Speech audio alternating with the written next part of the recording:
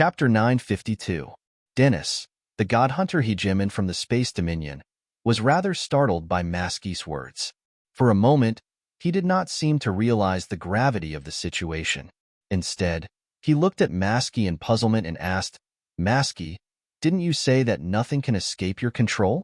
The crystal ball in her hand emitted a dark green glow. Maskey's wrinkles tightened and she said anxiously, "Dennis, cut the crap and get to work. I can sense that Wasis is waiting for someone, and that person is clearly not our friend." "Who can help him?" Dennis asked calmly. "The 5 sovereigns of the Fringe can't even fend for themselves. Apart from overgod experts, no one can break through my dimensional seal. What are you worried about?" "Wasis feels that once that person arrives, we won't be able to leave Glacial Peak alive. That's what he feels. There's no doubt about it. Dennis, we've worked together for so many years. Don't you trust me?" Maskey glared at Dennis. Wazer was rather astonished. He did not expect that Maskey, a high god, would possess such divine abilities. She could even read his thoughts. But what puzzled Wasis the most was why Maskey couldn't tell who that person was. Dennis suddenly realized the gravity of the situation when he saw that Maskey was truly enraged. He had worked together with Maskey for more than a year or two. He knew how powerful Maskey's abilities were. Maskey wouldn't speak without thinking, especially at such a crucial moment. Dennis didn't waste any more words. His face darkened as he prepared to attack. But before he could do anything, Wazer had already unleashed his domain of frost. As soon as his domain of divinity unfurled, frigid white mist suddenly gushed out of the ice cavern behind him and enveloped Wazer in an instant. Wazer had been cultivating in the frost cavern for many years and had long become one with the frigid mist in the cavern. The frigid mist moved under his control like agile snakes and slithered towards Dennis and Massey. Wherever the white mist passed, the space would crackle. The space that was sealed by Dennis was like a frozen mirror, and it seemed to be gradually cracking. Wasis's subordinates, who had been locked by Dennis' dimension, suddenly felt their bodies loosening, and they immediately broke free from the shackles. Without waiting for Wasis's order, they hurried into the ice caves on the mountainside of the glacial peak, fearing that they would be trapped by the power of space again. Dennis's expression changed slightly. He snorted and said disdainfully, "Wasis, do you really think you can escape this? I alone am enough to defeat you, not to mention with Maskey. Perhaps you don't know this, but someone who cultivates in the power of destiny, even a high god, can make you tremble in fear." Upon finishing those words, Dennis let out a loud shout. Intense spatial ripples emanated from his body. The energy on his body affected the structure of space, forming an enormous spatial blade in an instant that sliced down at Wasis. As soon as the spatial blade appeared, the white mist released by Wazer was immediately affected by the power of space. Not only was it unable to continue spreading, but it was also suppressed by the power of space towards Wazer. Like a tide flowing backwards, the white mist surged back towards Wazer and the ice cavern. At the same time, Maskey cackled sinisterly. Her fingers suddenly sunk deep into the crystal ball. At some point in time, a blurry figure appeared within the crystal ball. One could vaguely make out that it was Wasis. Wisps of green light were released from Maskey's fingers into the crystal ball. The green light looked like hair-thin threads that slowly wrapped around the figure inside the crystal ball. When the green threads covered the hands and feet of the crystal ball, Maskey cackled in delight, and then pulled it tight. Suddenly, Wasis, who was about to fill the area around him with ice, felt his body tighten as though hundreds of invisible ropes had wrapped around him. He could not move his limbs and could only watch helplessly as Dennis' spatial blade sliced towards him. "Wasis, when Maskey and I work together, we've never met many worthy opponents. Haha, just accept your fate." Dennis chuckled as he watched the spatial blade gather spatial energy and rapidly slice towards the immobilized Wasis. Wasis pushed all the energy in his body to the limit in an instant. The white mist that returned to him instantly entered his body.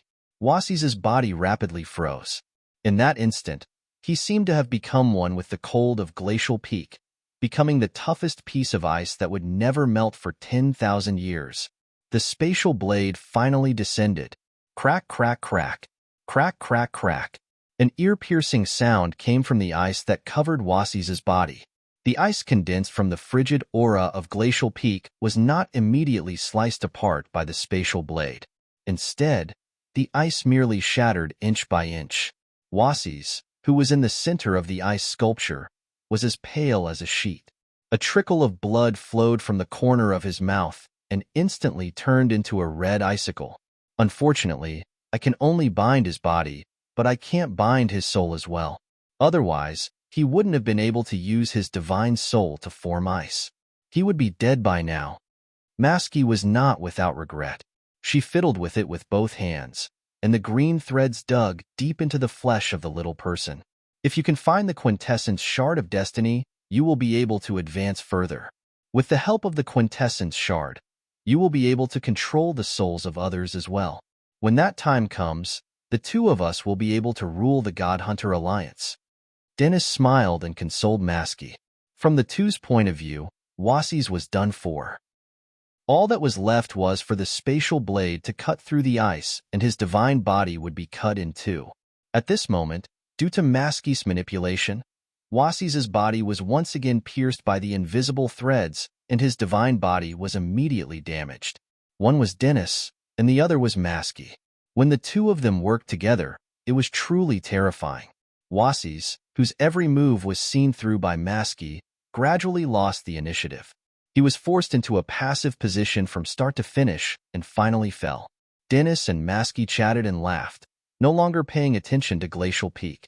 They knew that once Wassy's was done for, no matter how many barriers and formations were set up on Glacial Peak, they would not be able to unleash their true power. It would be a fool's dream for those high gods who weren't even at the level of an overgod to defeat the two of them. Hurry up. Wassy's has something he can rely on. He's waiting for someone to come. Let's kill him first and wait for that person to walk into our trap. Masky's fingers, which were inserted into the crystal ball, emitted even more green energy and turned into thin threads that coiled around Wassy's. It seemed that she wanted to end the battle as soon as possible. My lord, Ansett shouted with bloodshot eyes when she saw that Wazer was getting closer and closer to her, seemingly unable to fight back at all. Ansett, who had just crawled into the ice cave with great difficulty, saw that Wazer was getting closer and closer to her. Save the Lord. Every one of Wassy's followers who had crawled into the ice hole had the same thought in their minds. Wassy's had never treated them with courtesy and would sometimes even teach them a lesson. But at the most crucial moment, his followers were more loyal than the last. They fearlessly crawled out of the ice hole and charged towards Dennis and Masky. Courting death, Dennis sneered. Dimensional ripples emanated from his body. A few of Wassy's followers who were charging towards him suddenly had fist-sized holes of light appear in the space around them. An unparalleled suction force came from the holes and pulled them towards the holes. Their bodies seemed to have turned into liquid. Under the powerful dimensional suction force, their flesh, bones, and souls were all sucked into the holes of light. In no time at all, they disappeared without a trace. Within the ice, Wassy's eyes were spitting fire. Although he was trapped, he was still aware of the situation around him. It was only just now that he realized that his followers, whom he usually beat and scolded as he pleased, were actually so loyal to him. It was precisely because of this that Wassy's was infuriated to see them die for nothing. Unfortunately, his body was trapped by Masky, and he had to constantly expend his divine energy to deal with Dennis' dimensional blades. He could only watch as his followers died one after another, unable to break free and save them. Why aren't you here yet? Why aren't you here yet? Have you been using me all this time? Why? Wazer glared at the man in front of him. His heart was filled with monstrous hatred. The feeling of betrayal almost drove Wazer mad. He even wanted to abandon his divine body at all costs so that he could kill one of them together with him. An ear-piercing howl came from the distance, perhaps because Wazer's inner voice could be heard. From the direction of the howl came a horde of ferocious-looking creatures with their fangs bared. They gathered in the sky and pressed down on Wazer like a dark cloud. Ferocious, evil power came from the densely packed creatures. Dennis's space barrier was smashed into pieces by the creatures. It was torn apart in an instant. As soon as the dimensional barrier was broken, the strange creatures dispersed like bats and pounced towards Dennis and Maskey's Godhunter subordinates. The peak of Glacial Peak suddenly darkened. The strange creatures blotted out the sky and filled every corner of the peak in an instant. Wassey's eyes beamed with joy. The moment he saw those strange creatures, he knew that he had trusted the right person. He knew that his chance for revenge had come. Creak, creak, creak. 17 flying swords tore through the void and suddenly appeared above Glacial Peak. Before Dennis and Maskey could react, the swords had already enveloped them. The flying swords streaked across the sky and formed a dense net that trapped the two. The net was constantly tightening. Chapter 953. Dennis and Massey's joy turned to sorrow. Before they could exert more pressure to kill Wassey's, they were now trapped without knowing why. By the time they came to their senses, they realized that the interweaving blades were extremely sharp, so sharp that they subconsciously moved closer to the center. Their restraints on Wassey's crumbled due to the chaos in their movements. The blades formed from spatial energy could no longer maintain their terrifying power and could no longer exert pressure on Wassey's. Massey was in an even worse state. The destiny energy in her crystal ball was rendered useless due to the chaotic undulations of her soul. Wassey's felt his body lighten, and he could move his arms and legs again. The power that restrained him just now was gone. Watching as his subordinates were killed by the dimensional holes one by one, Wassey's felt the pressure lessen. The white mist around him quickly condensed into a single strand and struck the spatial blades. Dennis, who was surrounded by the 17 flying swords, could no longer supply his spatial divine energy to the spatial blades. Faced with Wazer's furious attack, the spatial blades transformed into white light and vanished without a trace. The icy divine energy circulated a few times in his body as Wassey's purged the remnants of destiny energy in his body. Then, his cold gaze landed on Dennis and Massey, who were trapped by the 17 flying swords. "Who is it? Come out." Dennis snorted. He could sense the intense danger lurking in the shadows, but he couldn't pinpoint the other party's location. Massey's expression was solemn. The emerald light from the crystal ball in her hand made her face appear eerie and terrifying. Rays of light shot from her fingernails into the crystal ball. Massey had long since given up on pressuring Wassey's, focusing all her attention on spying on the person lurking in the shadows. Dennis and Massey knew that the person lurking in the shadows was extremely powerful and was using a power they weren't familiar with. At this moment, an enemy whose whereabouts they couldn't pinpoint was a great threat, especially when he might be even stronger than Wassey's. For some reason, Maskey's crystal ball, which had never failed before, failed to detect the enemy in the dark. No matter how much destiny divine power Maskey poured into the crystal ball, she could not make the figure of the person appear. "Haven't you found it yet?" Dennis was a little anxious because the ice on Wassey's body had completely disappeared, which meant that he would soon be able to fight again. An ambusher was enough to make the two of them feel like they were sitting on pins and needles. Now that Wassey's was out of their control, the two of them had a bad feeling about this. "I can't find it. This is too strange." Maskey's tone was a little panicked, which was completely different from her previous confidence. "As long as I go all out, I can almost predict the movements of most overgods without quintessence. But this person is clearly here, and yet I can't grasp him. What does this mean?" Dennis moved closer to Maskey. The 17 flying swords were still weaving into the net of swords and shrinking bit by bit. He felt a strong sense of threat and had no choice but to stand at the center of the net like Maskey. Apart from overgods with quintessence and quintessence shards, only those who are most proficient in the power of the soul can break free from the shackles of destiny. He's clearly not one of the 12 overgods. He either has a quintessence shard, or his mastery of the soul has reached a level where he can forcefully change destiny, Maskey said solemnly after a moment's thought. Dennis was rather astonished at those words. Overgods with quintessence shards were usually afraid of being hunted down by the 12 overgods, so they didn't dare to show their strength. They didn't even dare to show themselves on Elysium, and would usually cultivate in seclusion in unknown, remote material planes. Such people were so rare that they wouldn't appear on Elysium for centuries, or even millennia. As for those without quintessence shards who could break free from the power of destiny by relying on their profound understanding of the soul, they were just as rare. No matter what kind of person they were definitely powerful enough to make Dennis and Maskey's hearts palpitate. "We have to get out of here," Dennis said in a deep voice as the net of swords tightened and would soon envelop them. "I'm not good at this." Maskey smiled bitterly. As a cultivator of the Edict of Destiny, she didn't fight with brute force. The net of swords obviously wouldn't be affected by her power of destiny, so she felt very helpless. Dennis pondered for a moment before the ripples of spatial energy around his body intensified. He planned to use the spatial divine energy in his body to create a space-time tunnel to leave. However, when he released his spatial divine energy, he suddenly realized that the 17 flying swords had affected the structure of space. The space he and Maskey were in felt rather unfamiliar. So unfamiliar that his spatial divine energy couldn't even create a space-time rift for them to leave. "What's wrong?" Maskey was shocked. She had seen Dennis move and suddenly become aghast, so she immediately asked, "What a terrifying fellow." Dennis took a deep breath as if he had made up his mind. He grabbed Maskey and the two of them floated into a scroll like a wisp of smoke. Hiss, hiss. The scroll floated in the air, emitting a powerful spatial ripple within the net of swords.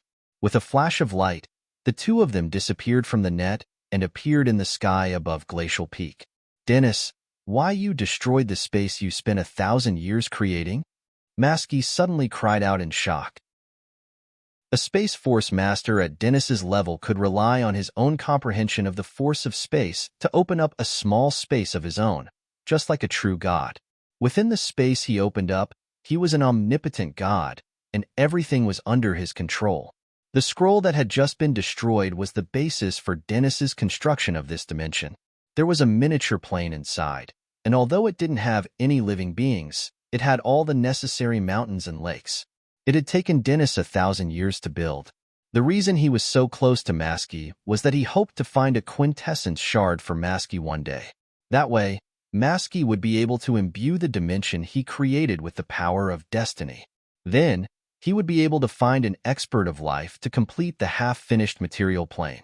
Once the material plane he created had life, and the life orbits in it were operating normally, he and Maskey would be able to leave Elysium and become omnipotent. Even an overgod with a quintessence would not be able to defeat him in the dimension he created. They would be able to do whatever they wanted. Overgods with a quintessence were invincible, but if they could rely on this dimension, they would be safe as long as the overgod did not kill them immediately. It was a pity that the half-finished material plane was destroyed before it could even be completed. Maskey was even more agitated than Dennis when she saw her and Dennis' years of hard work go up in flames. She suddenly spat out a mouthful of blood onto the crystal ball. In an instant, her soul and the crystal ball seemed to fuse as one. Within the crystal ball, the veins, the medulla, the left and right hemispheres of a human brain appeared. Everything a human brain possessed was clearly displayed in the crystal ball. A cloud of gray smoke floated in the brain, as though it was a person's divine soul. Gradually, a blurry silhouette appeared on the surface of the crystal ball. White clouds clustered around him as he rapidly flew in a certain direction. Dennis' eyes glowed as he stared at the silhouette on the surface of the crystal ball. A few seconds later, Dennis suddenly realized something and looked up at the sky in shock. A faint silhouette suddenly charged out from under the white clouds above their heads. A dense killing intent suddenly burst forth and poured down like water from a broken dam. "It's up there," Dennis exclaimed. He grabbed Maskey and teleported away. He then slapped the crystal ball that Maskey was tightly clenching. Maskey woke up immediately. Her eyes were bloodshot, and 2 streams of blood flowed from her nostrils. Using one's soul as a medium to pry into something she was not supposed to know, one had to pay a terrible price. Down below, the sky was filled with demon generals as Wasi's subordinates charged out and attacked the invading god hunters. After Wasi's freed himself from the ice sculpture, he did not immediately charge at Dennis and Maskey after discovering that they were trapped by the 17 flying swords. Instead, He kept his eyes on the two while mercilessly slaughtering the invading god hunters. By the time Dennis and Maskey left using the dimension created over 1,000 years, Wasis had already turned 9 high gods of the God Hunter Alliance into ice sculptures. Suddenly, Han Shua's voice sounded from above Glacial Peak. Wasis, let's kill the girls first. With one thought, 9 streams of white, frosty air shot out from Wazer's body and landed on the 9 god hunters who had been turned into ice sculptures. Crack, crack, crack, crack. The 9 ice sculptures shattered into pieces. The 9 god hunters' divine bodies were shredded into hundreds of tiny pieces. Their flesh and blood were scattered all over the place. Here it comes. Wasis sneered sinisterly.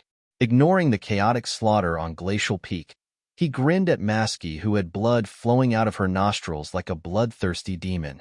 On the Glacial Peak, he could only watch helplessly as several of his subordinates were killed for him, unable to do anything about it. Back then, Wasis swore that if he could escape, he would make sure that the adulterous couple stayed on Glacial Peak forever. But Wasis had endured the most difficult and painful moments. He had survived the moment of certain death. He wanted blood for blood. Now that Han Shua had arrived, he no longer had to fight alone. Glacial Peak isn't that easy to break through. Wasis took to the sky and joined Han Shua in a pincer attack. Chapter 954. The two of them had been brimming with confidence. One of them had predicted all of Wasis's moves, while the other had sealed off Glacial Peak, trapping Wasis like a turtle in a jar. The two of them had not expected such an encounter. Not only had they failed to kill Wasis and his subordinates, but they had also fallen into an extremely disadvantageous position. Han Shua flew down from the skies, activating his demonic arts. The killing intent around him condensed into a giant hand that covered the skies, trapping the two of them tightly. Wasis reached out and grabbed, and a 10-meter-long icicle flew out of the ice cave. The icicle sparkled like white jade, releasing wisps of white smoke as an extremely cold energy shot out from it. The icicle was like a spear, carrying the coldest energy of Glacial Peak. It seemed to be the crystallization of Glacial Peak's power, and once it appeared, the already frigid temperature of Glacial Peak dropped yet another level. The gigantic palm in the sky pressed down from a distance, and a frightening, baleful aura and cold chi rushed forward. Squeaking sounds could be heard, and clouds of light smoke were emitted.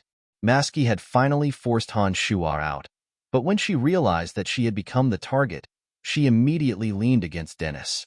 Dennis, who cultivated the power of space, was no longer restrained the moment he escaped from Han Shua's sword net. He grabbed Maskey again and used his power of space to suddenly teleport to the top of Glacial Peak. Maskey's fingers moved the crystal ball, as if weaving something within it. Green threads as thin as hair tangled together, forming a strange pattern. Suddenly, Wasis's body tensed, and the icicle in his hand flew uncontrollably towards Han Shua. The change was too sudden, and Wasis did not have time to pull back. The icicle in his hand stabbed towards the giant hand coming down from the sky. Han Shua moved. Wasis did not have time to react, and could only shout, "It's fine." Han Shua laughed softly as he was covered by the giant hand. The palm made of killing intent immediately disappeared, and wisps of killing intent dissipated, drifting to the side like smoke. At the same time, a majestic figure suddenly flew past from the side, quickly flying towards Dennis. With a single thought, the 17 flying swords mysteriously appeared once more. They flew toward Dennis and Lu Ta from all directions, preparing to trap them again. But with his previous experience, Dennis was already on his guard. Before Han Shua's swords could land, he immediately teleported, not allowing them to surround him. Maskey's power alone could only cause Wasis some trouble for a while. Without Dennis's cooperation, she could not kill Wasis alone. As the icicle flew into the sky, the divine power within Wasis furiously surged against the power that had suddenly appeared in his body. Not having to deal with the spatial blades like before, Wasis only needed 3 breaths to break free.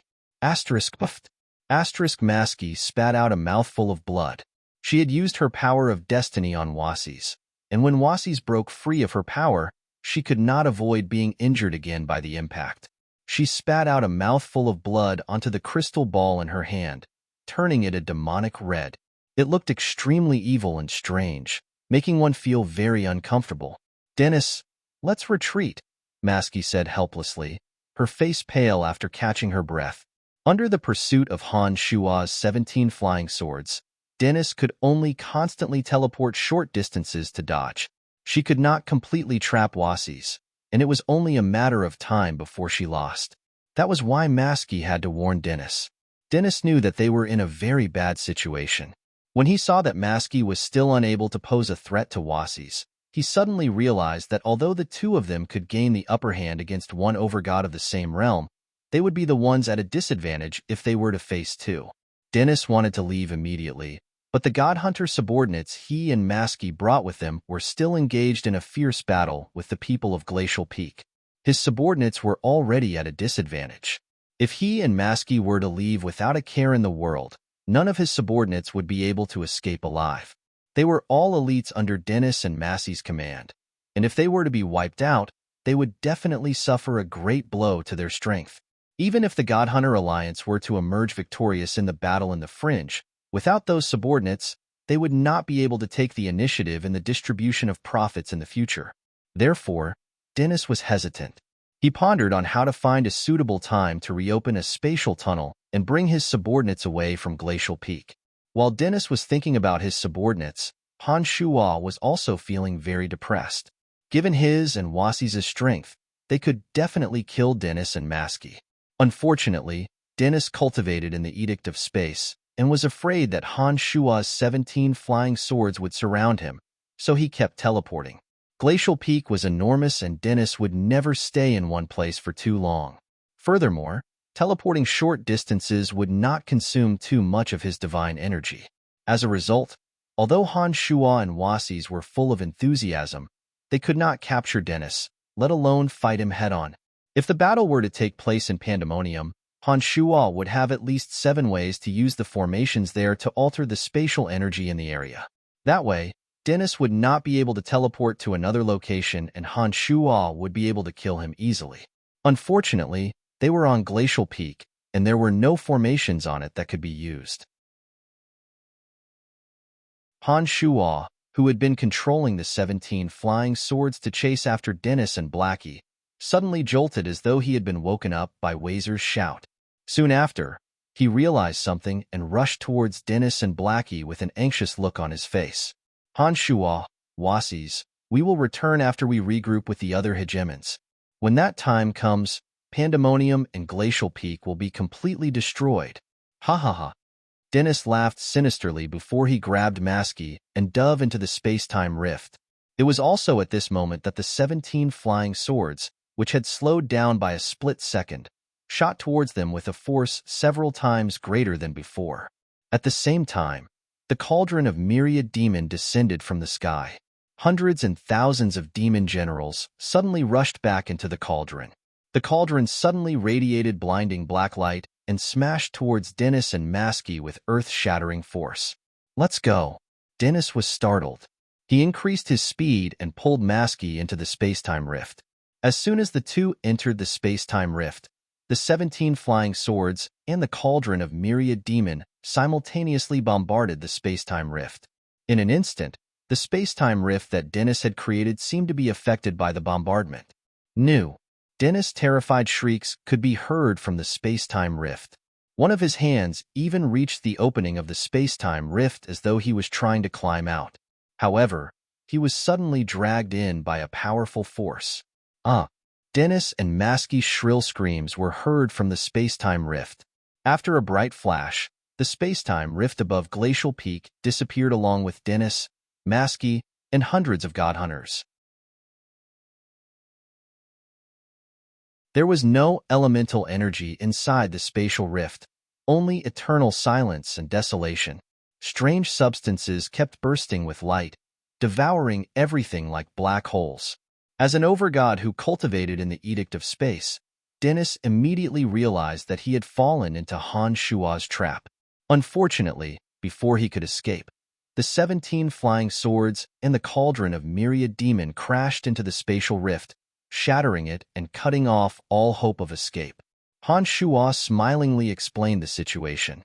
After listening, Wasis looked at Han Shuo in shock.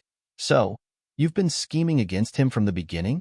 Han Shuo nodded and said, since he wanted to use the space-time tunnel to leave, I'll fulfill his wish. Hee, look, he's obediently digging his own grave according to my arrangements. Isn't that great? Wasis was stunned. After a while, he took a deep breath and said, you're really treacherous. After a short pause, Wasis asked doubtfully, what will happen to Dennis and the others if you do that to them? The powerful force of the space-time collapse will turn them into ashes in an instant. Of those people, apart from Dennis who cultivated in the Edict of Space, I don't think anyone else will survive. Han Shuo put on a smile and continued, even Dennis will be gravely injured by the power of the space-time collapse. Who knows how remote the space-time rift he will be dragged into? As long as he doesn't recover his strength, he will never be able to return to Elysium. My guess is that we won't be able to see him for at least 1,000 years. Wasis felt a chill in his heart. After a long while, he finally said, how ruthless. Han Shuo calmly accepted Wasis' evaluation of him. He turned to look at Wasis' subordinates who were approaching him with admiration. He noticed that Wasis' subordinates had suffered quite a number of casualties. About 100 of them had died. Before Han Shuo arrived, those high gods who were loyal to Wasis had died horribly. Not even their bones were left behind. I'm sorry, I didn't expect them to come so soon. Han Shuo softly apologized to Wasis. The corners of Wasis' mouth curled into a faint, bitter smile. He shook his head and said, it's not your fault. I didn't expect that woman who cultivated in the Edict of Destiny to be so miraculous. She could even predict my movements. Fortunately, he didn't predict that you would be an accident. Otherwise, no one on the ice peak would be able to escape today. I really didn't expect the Edict of Destiny to be so miraculous. Maski isn't even an overgod yet. If she were an overgod, I'm afraid she would be much more terrifying than she is now. It seems that the most mysterious edict of the 12 fundamental energies, the Edict of Destiny, has its own unique and terrifying aspects.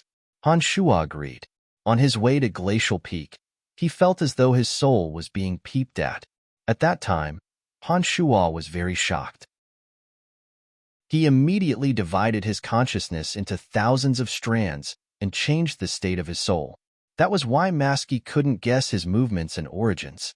Otherwise, if Maski had known the direction and time of his arrival, she could have killed Wasis at all costs and waited for him to come.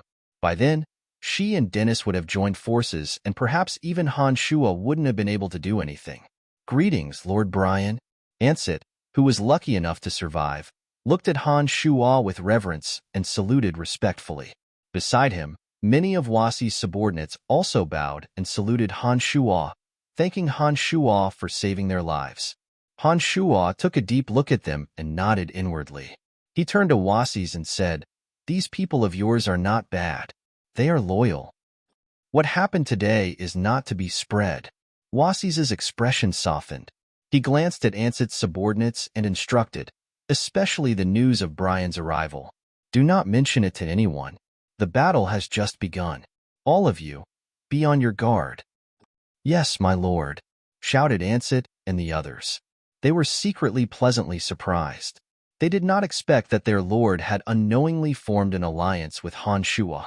After witnessing Han Shuo's strength with their own eyes, they were very excited. They felt that with such a powerful ally, they would have a much better chance of survival in the fringe. Wasis, come with me to the Pandemonium. Daka and the others should be attacking the Pandemonium soon. I'm afraid that the people below won't be able to hold on. However, as long as the two of us can get there in time, not only will Daka and the others' efforts be in vain, but they will also be wiped out just like Dennis and the others. Han Shuo said after seeing that Wazer had made all the necessary arrangements. All right. Wasis agreed. He paused for a moment and said, I'll give the others another order to head to the Pandemonium as well. Daka and the others have too many subordinates. I'm afraid that you won't have enough manpower. Han Shuo shook his head smilingly and said, "There's no need for that. Just the two of us will be enough." Haha, before Daka and the others entered the pandemonium, I already killed half of their subordinates. Now, they don't even have as many subordinates as the Han family guards in the pandemonium. Hee, my Han family guards are much stronger than them. If it wasn't for Daka, Dagmar, and Acer, I wouldn't even need to return to the pandemonium. My Han family guards alone would be enough to wipe them out. When he said that, Wasis was shocked. He shouted, "What? Half of their men died before they even entered the pandemonium?" Han Shuo had sealed the news and Daka and the others naturally wouldn't spread the news of their defeat. So, no one knew about it yet. That's unbelievable. Wasis was extremely shocked. He then asked, "How much did you pay?" "Just 3 mountains. Haha, not a single one of my men died." It's a long story. Come, let's talk about it on the way. Han Shuo smiled and threw an even bigger surprise at Wasis. While Wasis was still in a daze, Han Shuo left first. "My lord, he left first," Ansit hurriedly reminded when she saw her lord standing there in a daze while Han Shuo left first. It was only then that Wazer recovered from his shock. When he saw that Han Shuo had disappeared into the distance, he hastily instructed Ansit and the others to follow Han Shuo. He was eager to find out the truth behind Han Shuo's disappearance. He didn't lose a single man, yet he killed all of Daka's men. Such a result of the battle was too shocking. Even someone as powerful as Wazer was intimidated by the power of the attack. While Han Shuo was slaughtering his way through Glacial Peak, Daka, Dagmar, and Acer finally arrived at the pandemonium. Through the gigantic spatial mirror, Little Skull, Han Hao, Statholm, and Andrina could clearly see the god hunters outside the pandemonium. After the tragic incident, Daka and the others were much more cautious. When they arrived outside the pandemonium, none of them dared to act rashly.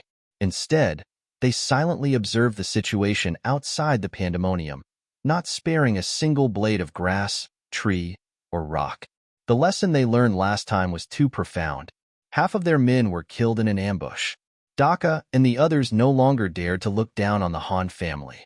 In their hearts, the pandemonium was the most dangerous place they had ever encountered. Every step they took them an hour to complete a journey that should have taken them a few minutes. Daka and the others were truly terrified. Chapter 956. Statholm, Gilbert, and Statholm were smirking mischievously as they watched the god hunters stop every step they took. The heavy atmosphere before the battle suddenly lightened up.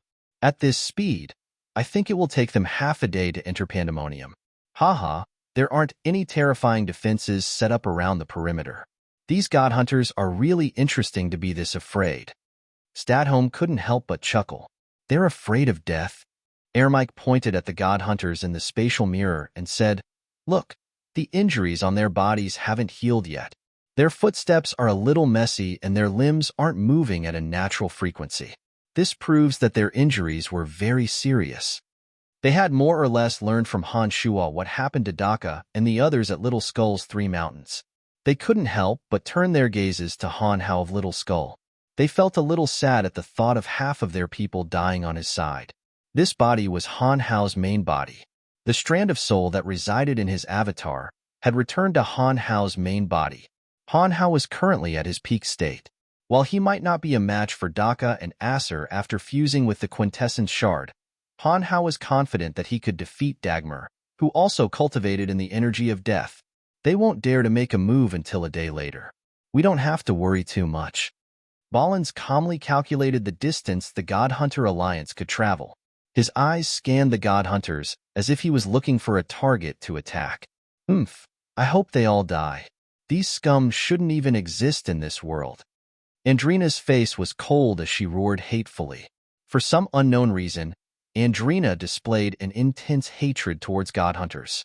It was as though she wanted nothing more than to slaughter every God Hunter in existence. In Pandemonium Tanai, whenever someone mentioned God Hunters, Andrina would immediately take notice and clamor about killing every last one of them. Han Hao of Little Skull shot a glance at Andrina and made a mental note to keep his subordinates away from that strange little girl. He knew better than anyone how terrifying Andrina was. There was no way his godhunter subordinates would be a match for Andrina. In addition, Angelina had a close relationship with the House of Han. In addition, she was clearly in cahoots with Metal Elite Zombie. Even if Andrina were to kill one or two of his subordinates in a fit of rage, Han Hao wouldn't be able to do anything to Andrina. Therefore, he had to be on guard. He planned to talk to Han Jin and have Han Jin restrain Andrina in that aspect. Let's get ready. It's time to activate all the formations in Pandemonium, Balin suddenly said after a moment of silent calculation. All right. The 5 elite zombies agreed. Soon after, they glanced at Han Hao and left the place. There were dozens of formations in Pandemonium, big and small. Some of them, once activated, would constantly consume the spiritual energy of heaven and earth. Although the Pandemonium had accumulated a lot of spiritual energy over the years, it wouldn't last long. The demonic formations that were terrifyingly powerful were especially taxing on the spiritual energy of heaven and earth. Usually, those demonic formations would be turned off at a critical moment to avoid wasting the energy. Now that the Godhunter Alliance was outside the Pandemonium, they would surely launch an attack in no time. Since Han Shua wasn't around, it was time to activate all the demonic formations just in case. After the 5 elite zombies left, Little Skull and Han Hao left as well. When Andrina saw Han Jin leaving, she thought for a moment before silently following him. During this period of time, Andrina and Han Jin had been inseparable. Not only were they attracted to each other when they were together, but they also seemed to be able to help each other improve faster. It was such a wonderful state that the two of them were always together and didn't want to be apart. Everyone, get ready. Have the Han clan's guards spread out in all directions. Apart from using the demonic formations, we also have to use our group attacks. Daka, Dagmar, and Acer are all over God experts. They are many times more terrifying than Shati, O, and Hill from Witherbone City. We must not let our guard down.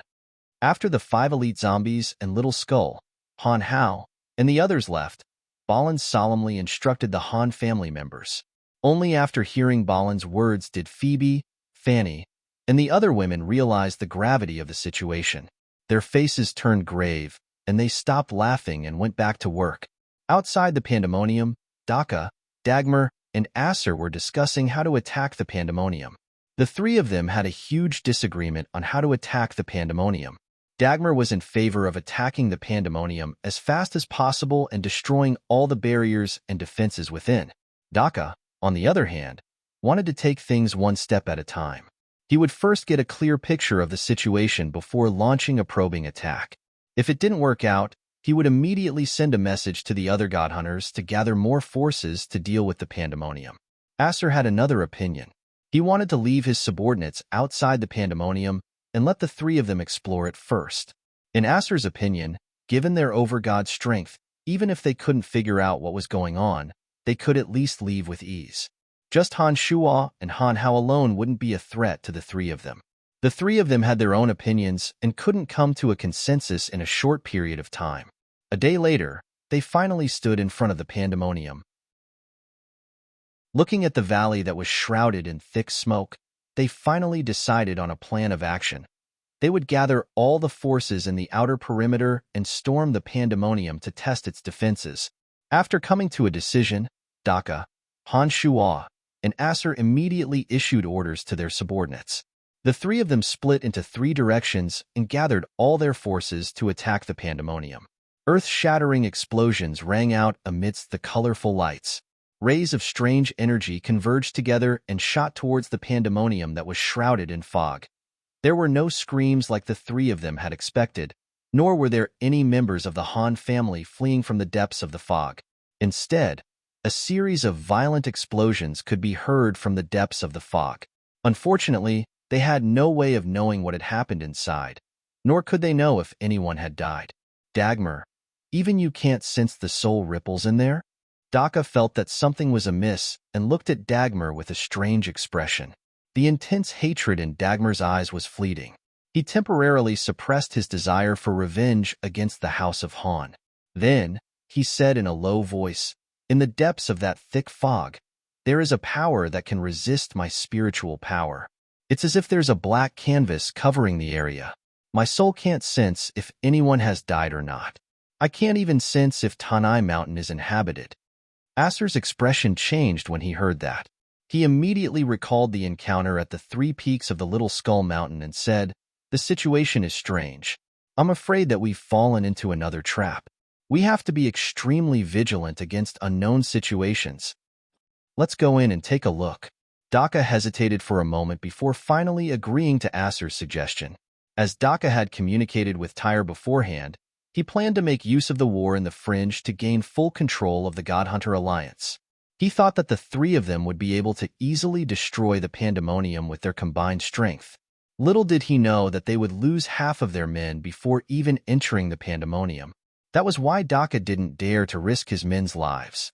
After all, they would be his trump card in the Godhunter Alliance in the future. Daka originally didn't want to take the risk himself, but seeing that it would be a waste of energy if he didn't go in himself, he had no choice but to go in. Acer immediately agreed to Daka's decision. He looked at Dagmar and said, "The 3 of us will definitely be fine." At that moment, Daka suddenly felt a faint undulation from the space ring on his arm. Daka didn't say anything, but secretly used his divine soul to sense the message from the magical mirror. After a while, Daka's face lit up and he shouted, "Let's go. The 3 of us will check it out today. It would be best if we destroy all the forbidden barriers." Humph.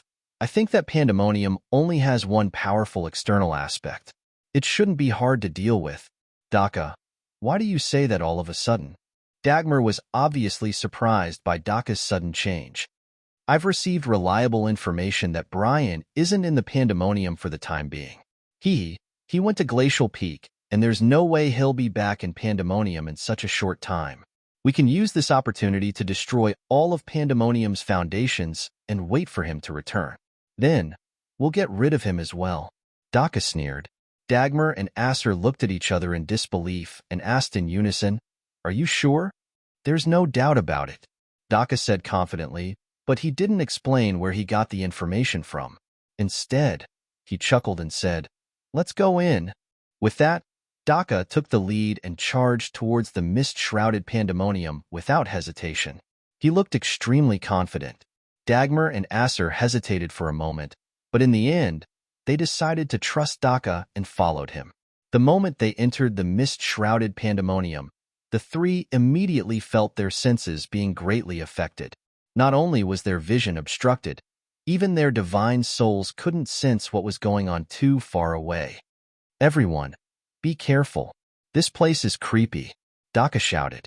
After the 2 entered, he immediately said, "Let's stick together. As long as the 3 of us are together, there won't be any problems." There was no response for a long while. "Daka, Acer, where are you? Why aren't you saying anything?" Daka was shocked and immediately shouted. Then, he realized that all he could hear was his own voice. His voice was getting louder and louder, as though it was carrying some sort of power towards him. Chapter 957. Daka didn't expect something like this to happen even before they entered the Pandemonium. He called out to Acer a few times, but there was no response. Daka guessed that Dagmar and Acer must have run into something. Otherwise, they wouldn't have disappeared so quickly. Thinking about it, the 3 of them weren't too far apart. Their sudden disappearance made Daka immediately raise his guard. Daka, who had planned to find Dagmar and Acer before proceeding further, didn't have the time to use his divine soul to search for them. He suddenly found himself enveloped in thick smoke. The seemingly ordinary smoke seemed to turn into a swamp and engulf him. Daka's arms and legs became as heavy as 5,000 kilograms. Just raising his arm took 10 times more effort than before. The smoke wrapped around him and entered his body through his pores. Not only did his body become incredibly heavy, he also felt his skin go numb. It was obvious that the smoke contained toxins. Of course, an attack of this level wasn't enough to truly harm him. Daka smirked. Divine energy of destruction erupted from his body like a volcano. The terrifying energy instantly cleansed the toxins that had entered his body and formed an intricate barrier around his skin. In an instant, The toxins and binding power from the smoke were all purged. Daka regained control of his body.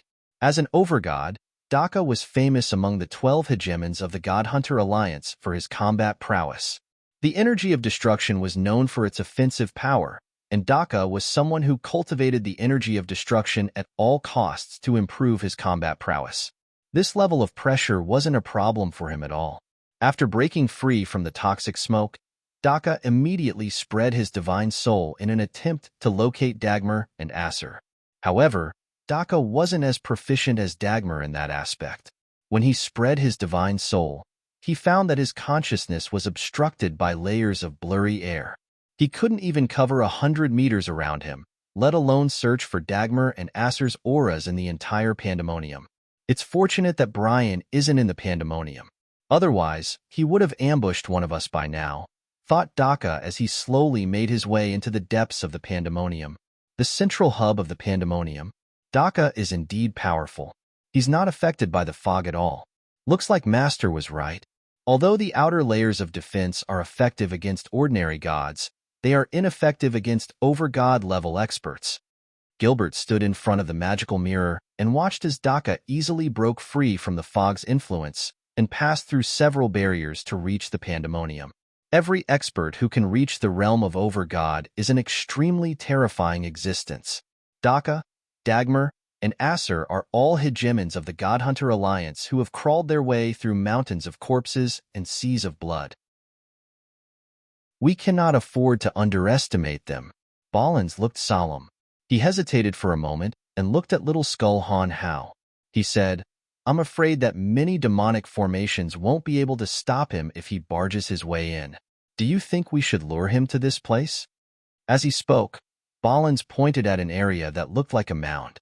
The 5 elite zombies' expressions changed slightly when they saw Ballins pointing at that area.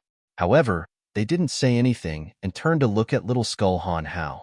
As the leader of the God Hunters in the Fringe, although Little Skull Han Hao didn't visit the Han family often, everyone in the Han family, including Statholm and Phoebe, trusted his judgment. Han Hao stared blankly at the direction Ballins pointed at. His purple demon eye glowed brightly. After thinking for a moment, he agreed. All right, I'll go there myself and bring him there. Han Jin expression changed and he cried out, Big brother, I think it's better to let someone else go. That place is one of the most terrifying formations in the pandemonium. Father had warned us before that the formation doesn't discriminate who you are, and that once you enter it, the attack will start immediately. As long as there are any signs of life in there, the attack will never stop until the pandemonium is completely depleted. Don't worry about it. Han Hao shot a glance at Metal Elite Zombie and said nothing more. He turned around and walked away. Wait, Scarlet didn't pay much attention to it at first, but after seeing Ballins and Han Jin tone, she felt that something was off. She couldn't help but shout when she saw that Han Hao was about to leave. Han Hao paused and turned to look at Scarlet. He repeated, It's fine. As soon as he said that, Han Hao's body blurred and he left. As soon as he left, everyone could see through the magical mirror that Daka had unleashed all of his divine energy, condensing them into orbs of destruction that shot out in all directions. Some of the formations were more or less destroyed by Daka's energy and might not be able to unleash their full power. Unlike Daka, Dagmar, and Acer, who had been separated by the strange energy of the mist, were extremely cautious after entering the pandemonium. They took one step at a time, unlike Daka who destroyed everything around him. The two of them are also very dangerous. The only reason they haven't gone crazy yet is because they haven't figured out the situation yet. Once they leave the mist and are no longer affected by it, they will definitely destroy everything in the pandemonium just like Daka did, said Ballins calmly. Don't worry, they will soon run into the inner demon purgatory formation. The two of them will be delayed there for quite some time. Once they leave the inner demon purgatory formation, there's still the absolute lightning-shattering formation waiting for them. There's no need to worry too much about that direction, whispered Han Jin to Ballins after glancing at Dagmar and Acer in the magical mirror. All right. Ballins raised his voice slightly to attract everyone's attention. He then said, Everyone, get ready. Once Han Hao brings Daka to that place, we will immediately leave the pandemonium through the underground tunnel. Daka and the other two subordinates are waiting outside. I believe that with the strength of our Han family guards, we will definitely be able to deal them a heavy blow if they don't come out. That's for sure. Sanguiner roared. I'm going to get ready. Since these god hunters dared to come to our Han family to die, we have to fulfill their wish. Sanguiner, go and tell the guards to get ready, but you have to wait for my signal. Only when I give you the signal that it's safe will you be allowed to bring them out of the underground tunnel to engage in battle. Ballins knew that Sanguis could be a little reckless at times. Don't worry, I know what to do, replied Sanguiner casually before leaving with the equally impatient Gilbert.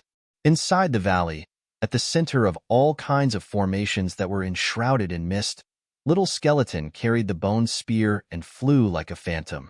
A few demon generals flew out from the bone spear in Han Hao's hand and silently arrived near Daka, who was destroying everything in his surroundings, secretly observing his every move. Following his extraordinary memory, Han Hao avoided all sorts of formations and energy barriers set up by Andrina as he rapidly moved towards Daka's location. Pandemonium was filled with a dense, sinister aura. When all the demonic formations were activated, a sinister wind would blow and any ordinary person would feel cold and their energy would be affected. However, not only did Han Hao not hate this place, he even found it very familiar and comfortable. As a demonic cultivator, not only was he able to adapt to the unique environment of Pandemonium, his power was also amplified here. The bone spear in his hand swayed back and forth. From time to time, it would emit a black light and a strange sobbing sound could be heard from it. Gradually, Han Hao arrived in the direction Ballins pointed at. Before he even got close, Han Hao instinctively sensed danger. A few demon generals scattered around the area even avoided the area. Even the evil spirits in the bone spear in his hand instinctively wanted to stay away. In the Pandemonium Tanai, you can go anywhere you want. There's only one place that you must be careful of. Even you can't go there. That place doesn't differentiate between friend and foe. Any living thing that enters will be completely destroyed.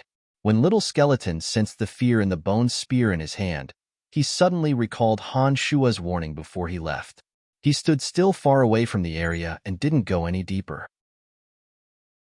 After thinking for a moment, he inserted the bone spear into the ground beneath his feet. Strands of energy mixed with bizarre runes entered the bone spear from his palm. Han Hao let go, and the bone spear sank into the ground bit by bit. Only the tip of the spear could be seen and wisps of gray smoke could be seen coming out.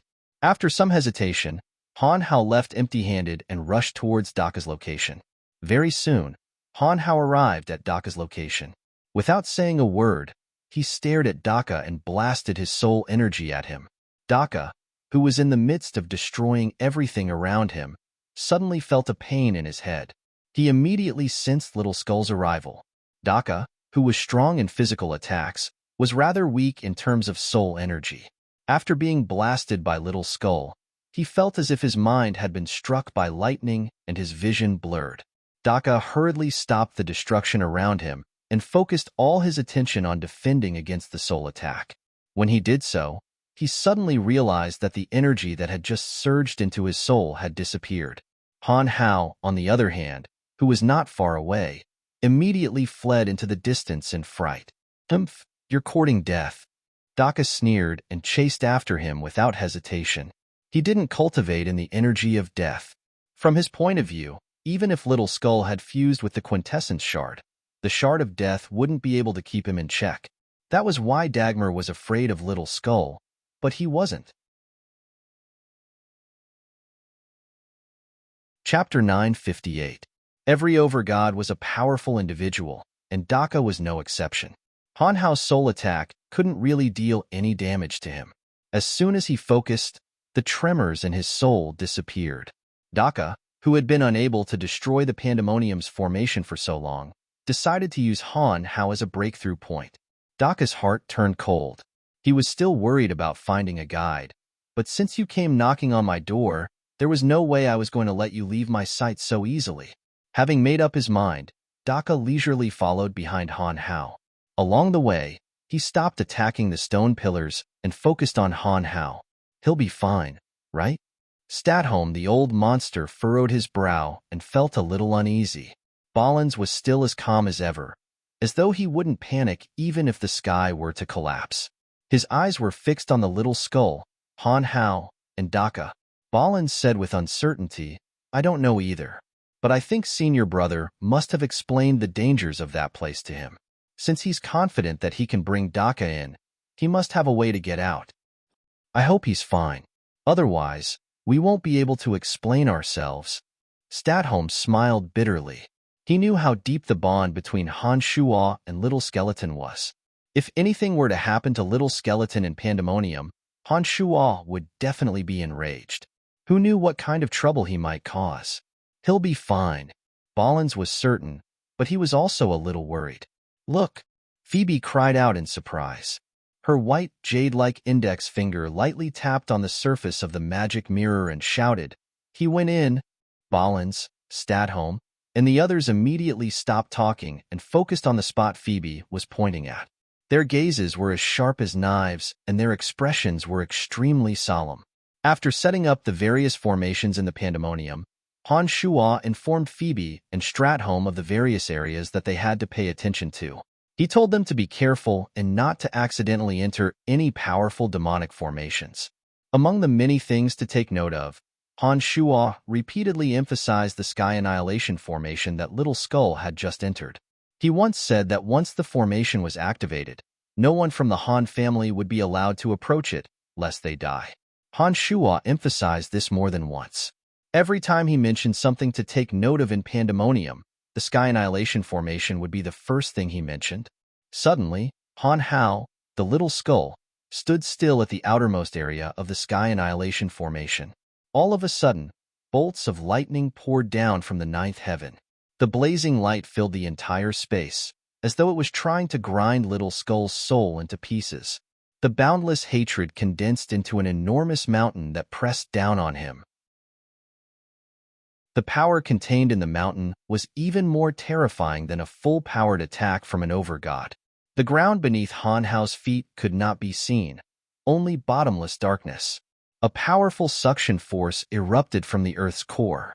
Even with Han Hao's strength, he seemed to be unable to withstand it. He was involuntarily pulled towards the depths of the Earth's core. Lightning, mountain pressure, and gravitational force erupted. All attacks were aimed at Han Hao. It was as though no matter how he moved, he would not be able to escape the attack. At this moment, Han Hao had only just entered the outermost area of the Sky Annihilation formation. Han Hao, who was involuntarily pulled into the boundless darkness, saw the lightning and mountain coming at him.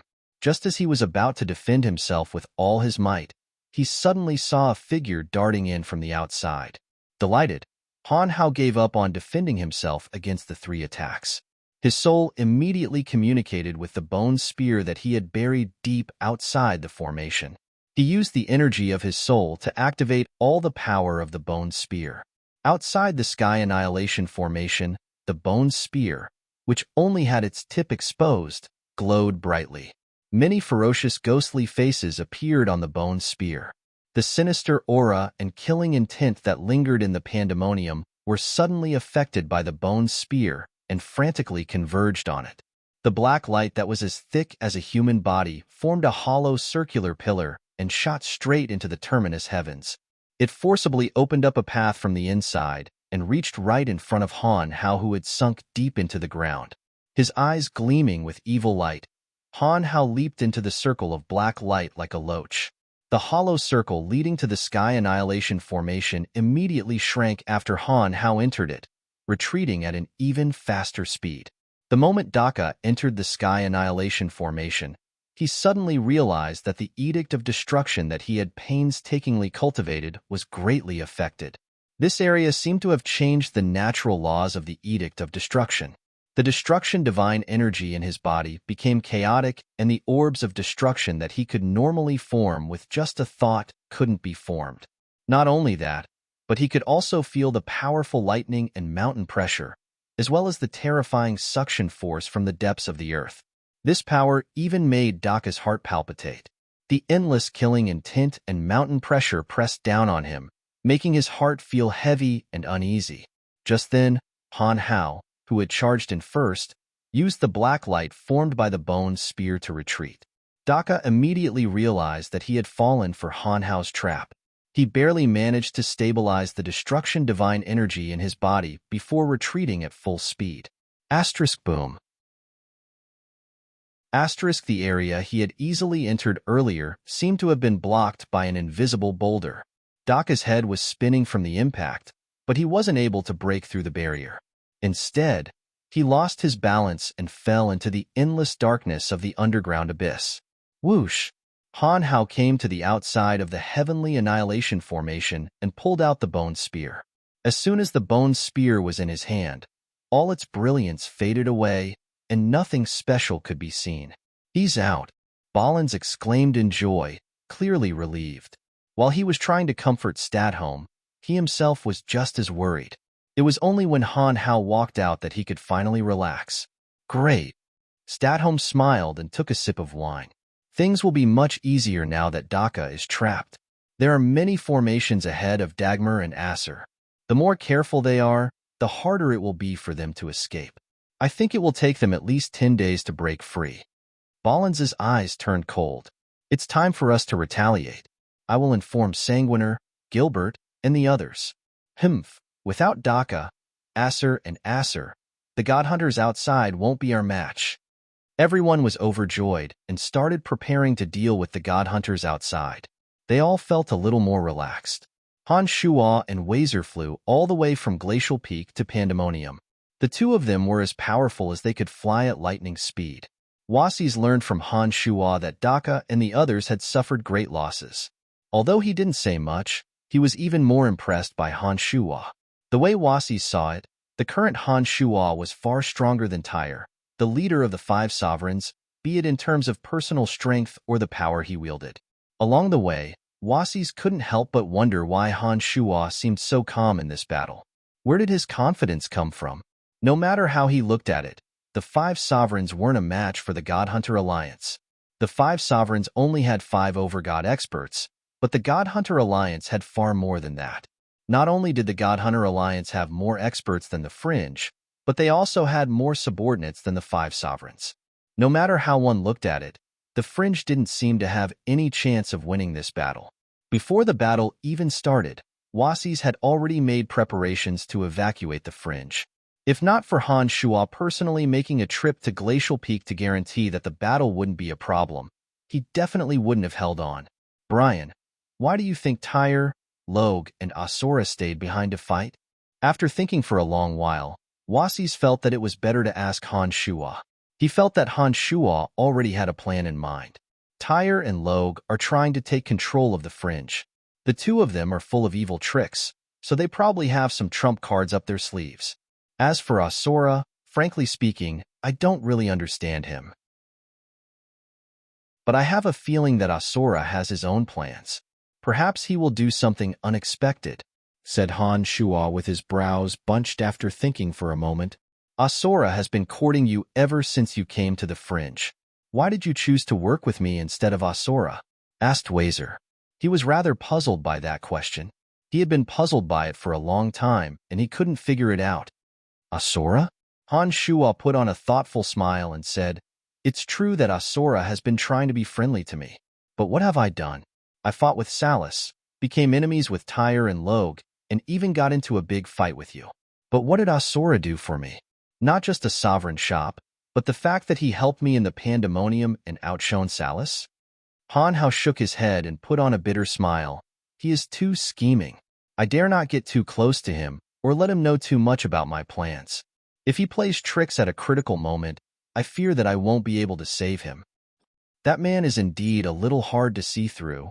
Wasis thought for a moment and nodded in agreement with Han Shuo. At the same time, the person they were talking about had arrived outside the Pandemonium. He was not alone, but he was accompanied by a group of wounded soldiers. At this moment, Ballins, Sanguiner, Gilbert, and a group of Han family gods were hunting down the invading God Hunters. Under the terrifying charge of the Han family, the God Hunters were utterly routed and fled in panic. Asura had obviously gone through a great battle. His subordinates were drenched in blood, and many of them had to be supported. As soon as Asura arrived, he commanded. Help the Han family deal with the God Hunters. Chapter 959. Without the support of Daka and the other two, the God Hunters were no match for the House of Han's relentless bombardment. One after another, they were killed on the spot. Rose, Romont, Zovik, Sanguiner, Ballins, and the rest of the Han family experts took action together. Among them were some of Han House subordinates. Be it the Han family guards or Han House subordinates, they were all well-versed in the art of demonic formations. They were like fish in water in this kind of battle. The God Hunters were no match for them to begin with. As soon as Asura arrived and ordered his subordinates to attack, the God Hunters were routed even faster. Before Daka and the other two could come to their aid, they had no choice but to scatter and flee. They had already suffered heavy injuries at the three mountains of Little Skull and Han Hao. Many of them had yet to fully recover from their injuries and were no match for the Han family guards. They were so terrified that they ran for their lives. They even forgot about the three hegemons who were deep in the pandemonium. The Han family guards chased after them with all their might. Thanks to their familiarity with the terrain of the pandemonium, the Han family guards were able to find shortcuts to intercept the fleeing God Hunters and deal them a heavy blow. This should have been a perfect victory if nothing unexpected had happened along the way. The House of Han guards who were frantically pursuing the God Hunters thought that their side was strong enough to kill the God Hunters. Therefore, they disregarded the danger of being cornered and killed their way through. However, the House of Han guards soon realized that something was amiss. For some reason, the God Hunters who had fled earlier had the guts to charge back. They were all in high spirits and looked like mad dogs that had just broken free from their cages. Ballins, Sanguis, and Gilbert, who were leading the charge, were stunned. They did not understand why the God Hunters who had been fleeing in a sorry state just a moment ago would come charging back at them. They were clearly weaker than the House of Han guards and had lost their will to fight after being slaughtered to the point where their blood flowed like a river. Where did their confidence come from? Ballins had a bad feeling about this. Before the God Hunters could get close, he shouted, "Retreat! Old man, why? Since they are courting death, let's grant them their wish." Hee, these weaklings aren't even enough for us to kill. Gilbert looked at Ballins with a puzzled look. Something's not right. Ballins felt that something was wrong. He shouted again, "Retreat now! Gilbert, let's go!" When Sanguis saw that Gilbert was about to say something, he immediately shouted, "There are more of them. I can sense a lot of blood auras rapidly approaching this place."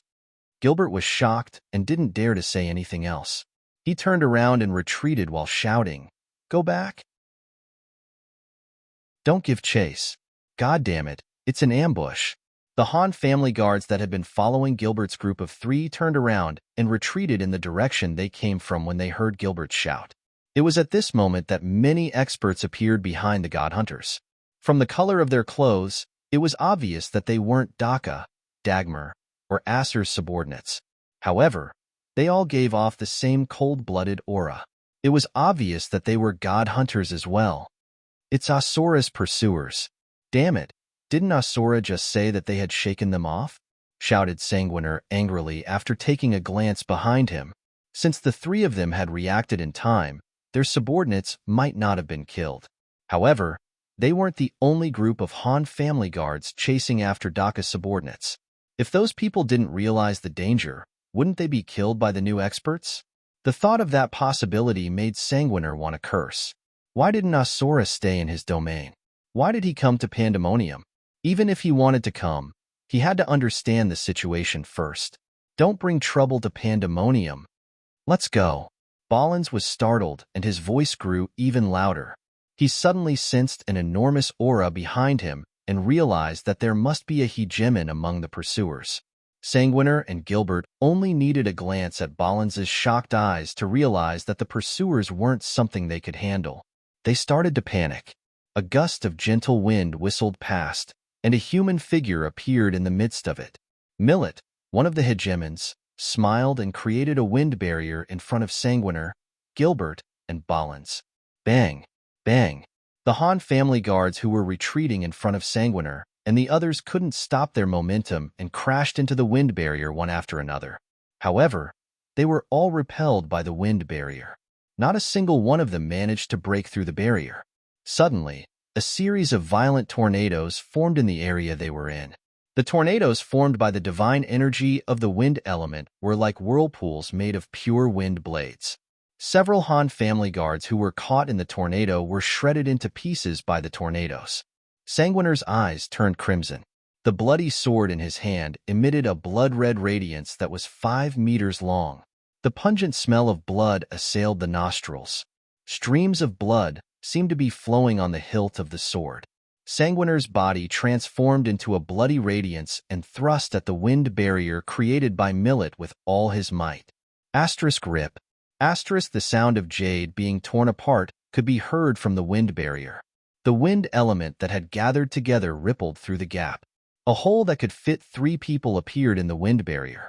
Sanguiner, as one with his sword, was the first to pass through. Gilbert and Ballins followed closely behind. Some of the Han family guards were quick to react and pass through the hole after Ballins. They managed to escape from the wind barrier. However, a dozen or so Han family guards weren't so lucky. Before they could pass through the wind barrier, they discovered that the hole that Sanguiner had torn open had healed. Moreover, even denser wind element was gathering on the wind barrier, completely blocking their way out.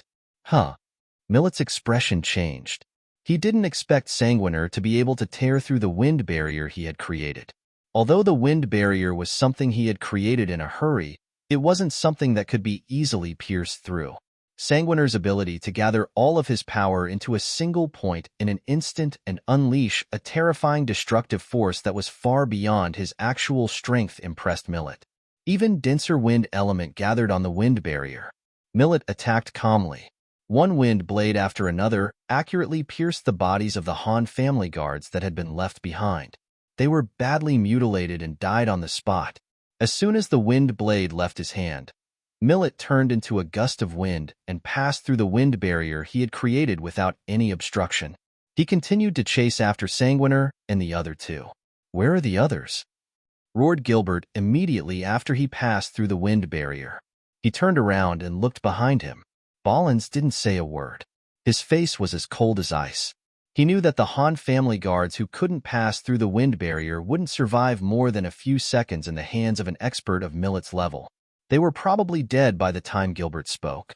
Seeing that Ballins didn't say a word, Gilbert immediately knew the fate of the Han family guards. Gilbert's eyes reddened. He decided to turn back and fight with his life on the line. However, his fast-moving body suddenly trembled and stopped moving. It seemed that he wasn't going to continue retreating. "Capture him!" roared Ballins and glanced at Sanguiner. As soon as he said that, Ballins and Sanguiner moved together. Each of them grabbed onto one of Gilbert's arms and dragged him towards the pandemonium. They didn't care about Gilbert's shouts at all. "Kid, the energy you use is very peculiar.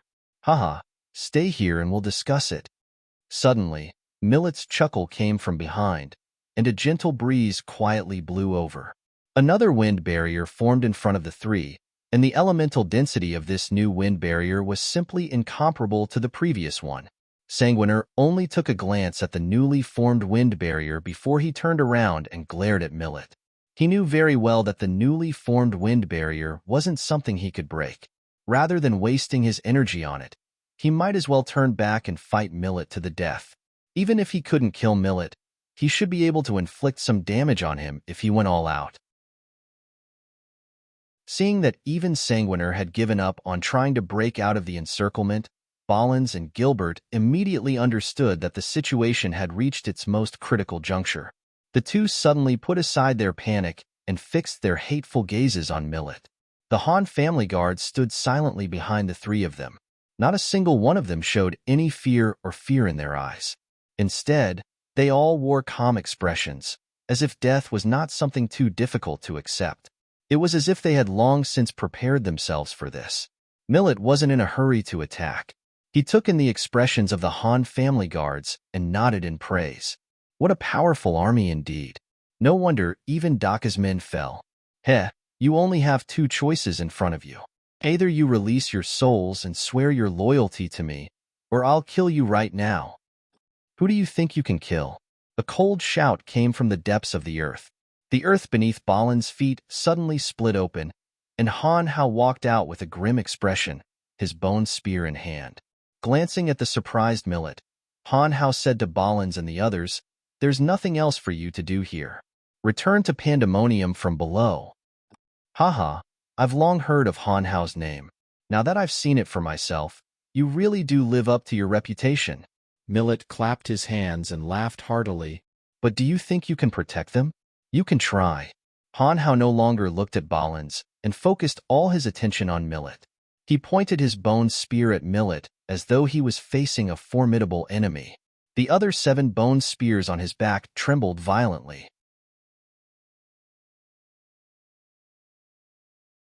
Chapter 960. There was a huge crack in the ground beneath their feet.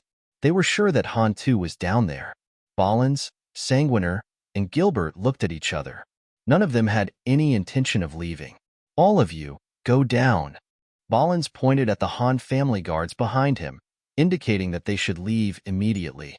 The guards had been trained by Balins for the longest time, so they didn't dare to disobey him. Without any hesitation, they dove into the crack. The smile on Millet's face vanished as a warm breeze blew out from his palm. In an instant, another wind barrier formed at the crack in the ground beneath the trio's feet, and the guards who went down were fiercely bounced back. "If I say you can't leave, then no one can." Miller's face was solemn as he walked toward Han Hao step by step. With every step he took, a small whirlwind formed beside him and spread out in all directions.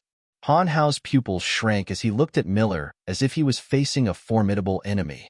The 7 bone spurs on his back flew out with a whoosh and pierced into the wind barrier that blocked the crack. Rip! The sound of cloth being torn could be heard.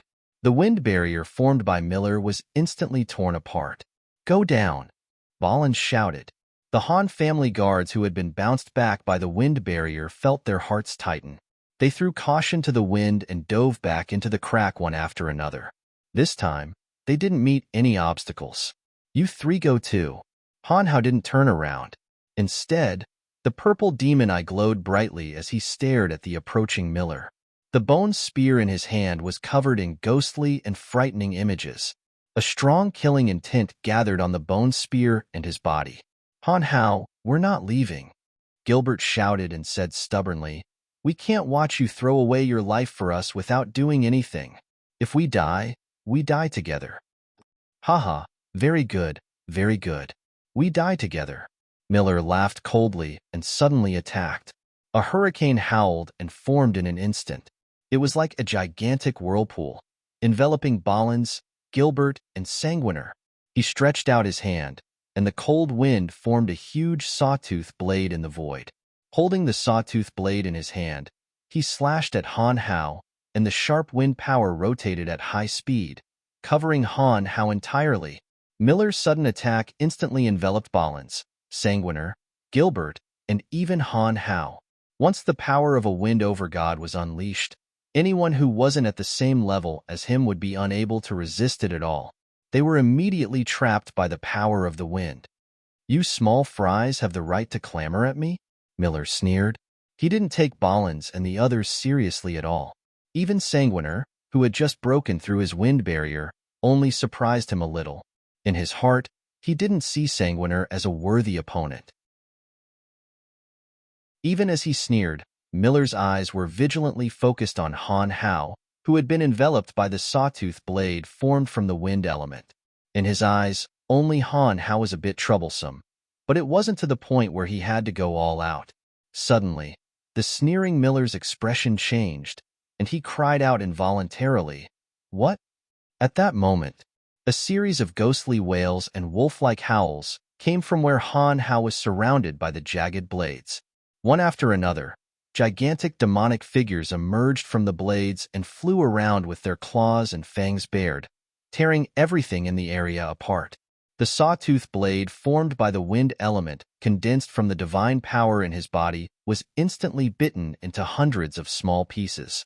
The wind element entrenched on the blade suddenly collapsed, and it could no longer condense the blade into a solid form. At the same time, The bone spear in Han Hao's hand opened its mouth wide like a sacrificial bowl. It was as though a spirit dragon that had been imprisoned for millions of years had broken free from a bottomless abyss. Carrying boundless hatred and tyrannical killing intent, it ruthlessly bit at Han Hao. Miller's expression was solemn, and there was no longer any trace of contempt on his face. It was only at this moment that he truly saw Han Hao as an opponent on the same level as him. Suddenly, Miller's body began to spin violently in the void, and as he spun madly, an incomparably huge tornado formed with him as the center.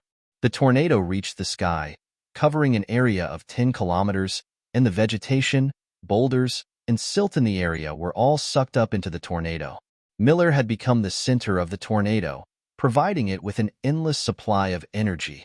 The tornado, on the other hand, had turned into a monster that devoured everything in its path.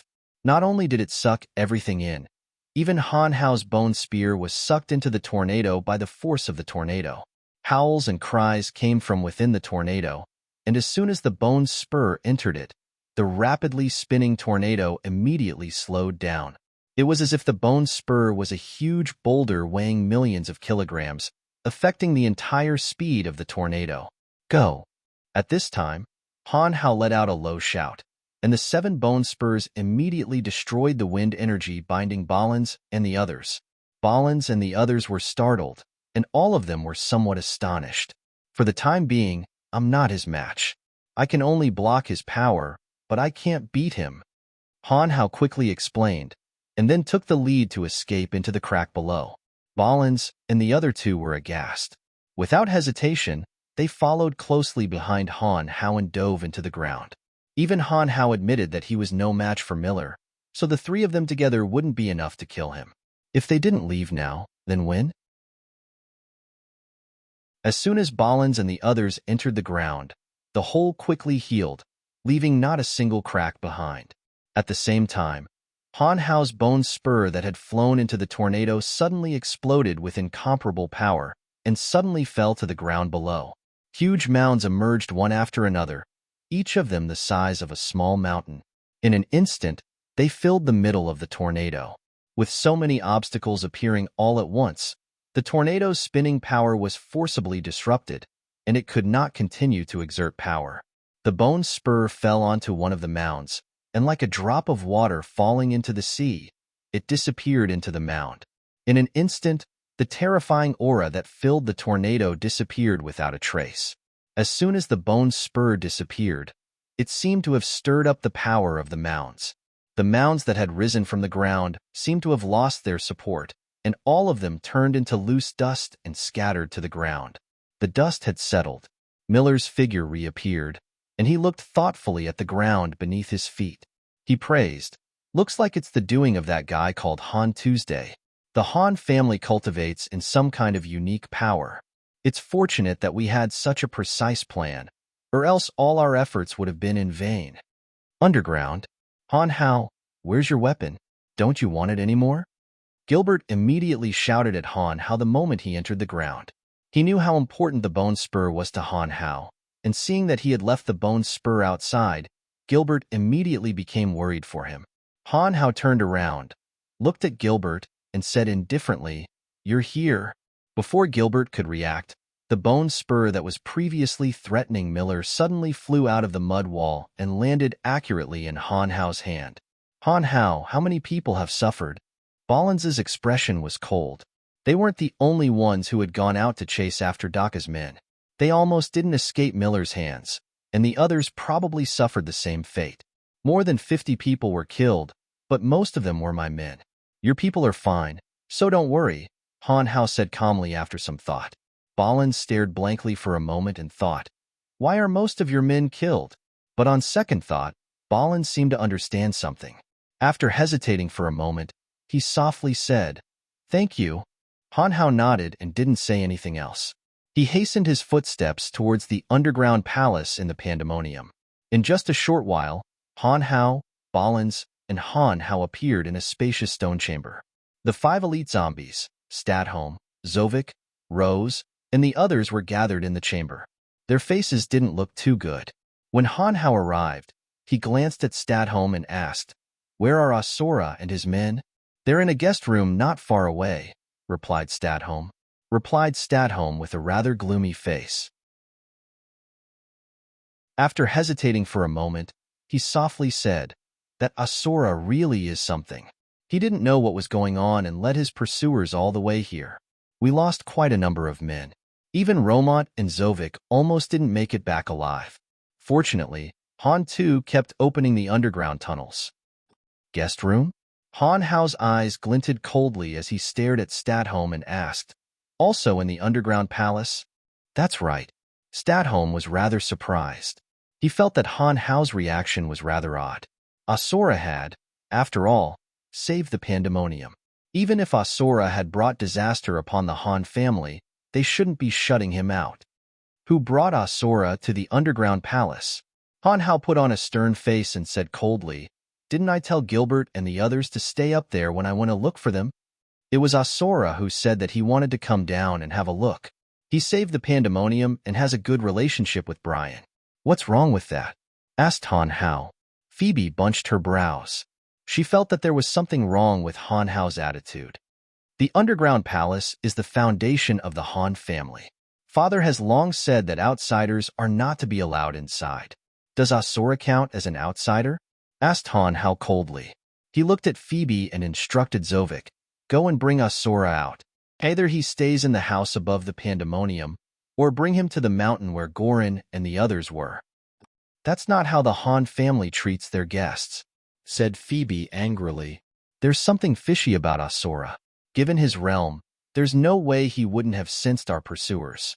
He must be up to something by not telling us about it immediately," said Han Hao coldly. He took a deep breath and shouted at Zovik, "What are you waiting for?" Zovik felt a chill in his heart. He stole a glance at Phoebe and saw that Phoebe was seriously thinking about what Han Hao meant. After a moment of hesitation, he decided that he would rather offend Phoebe than Han Hao.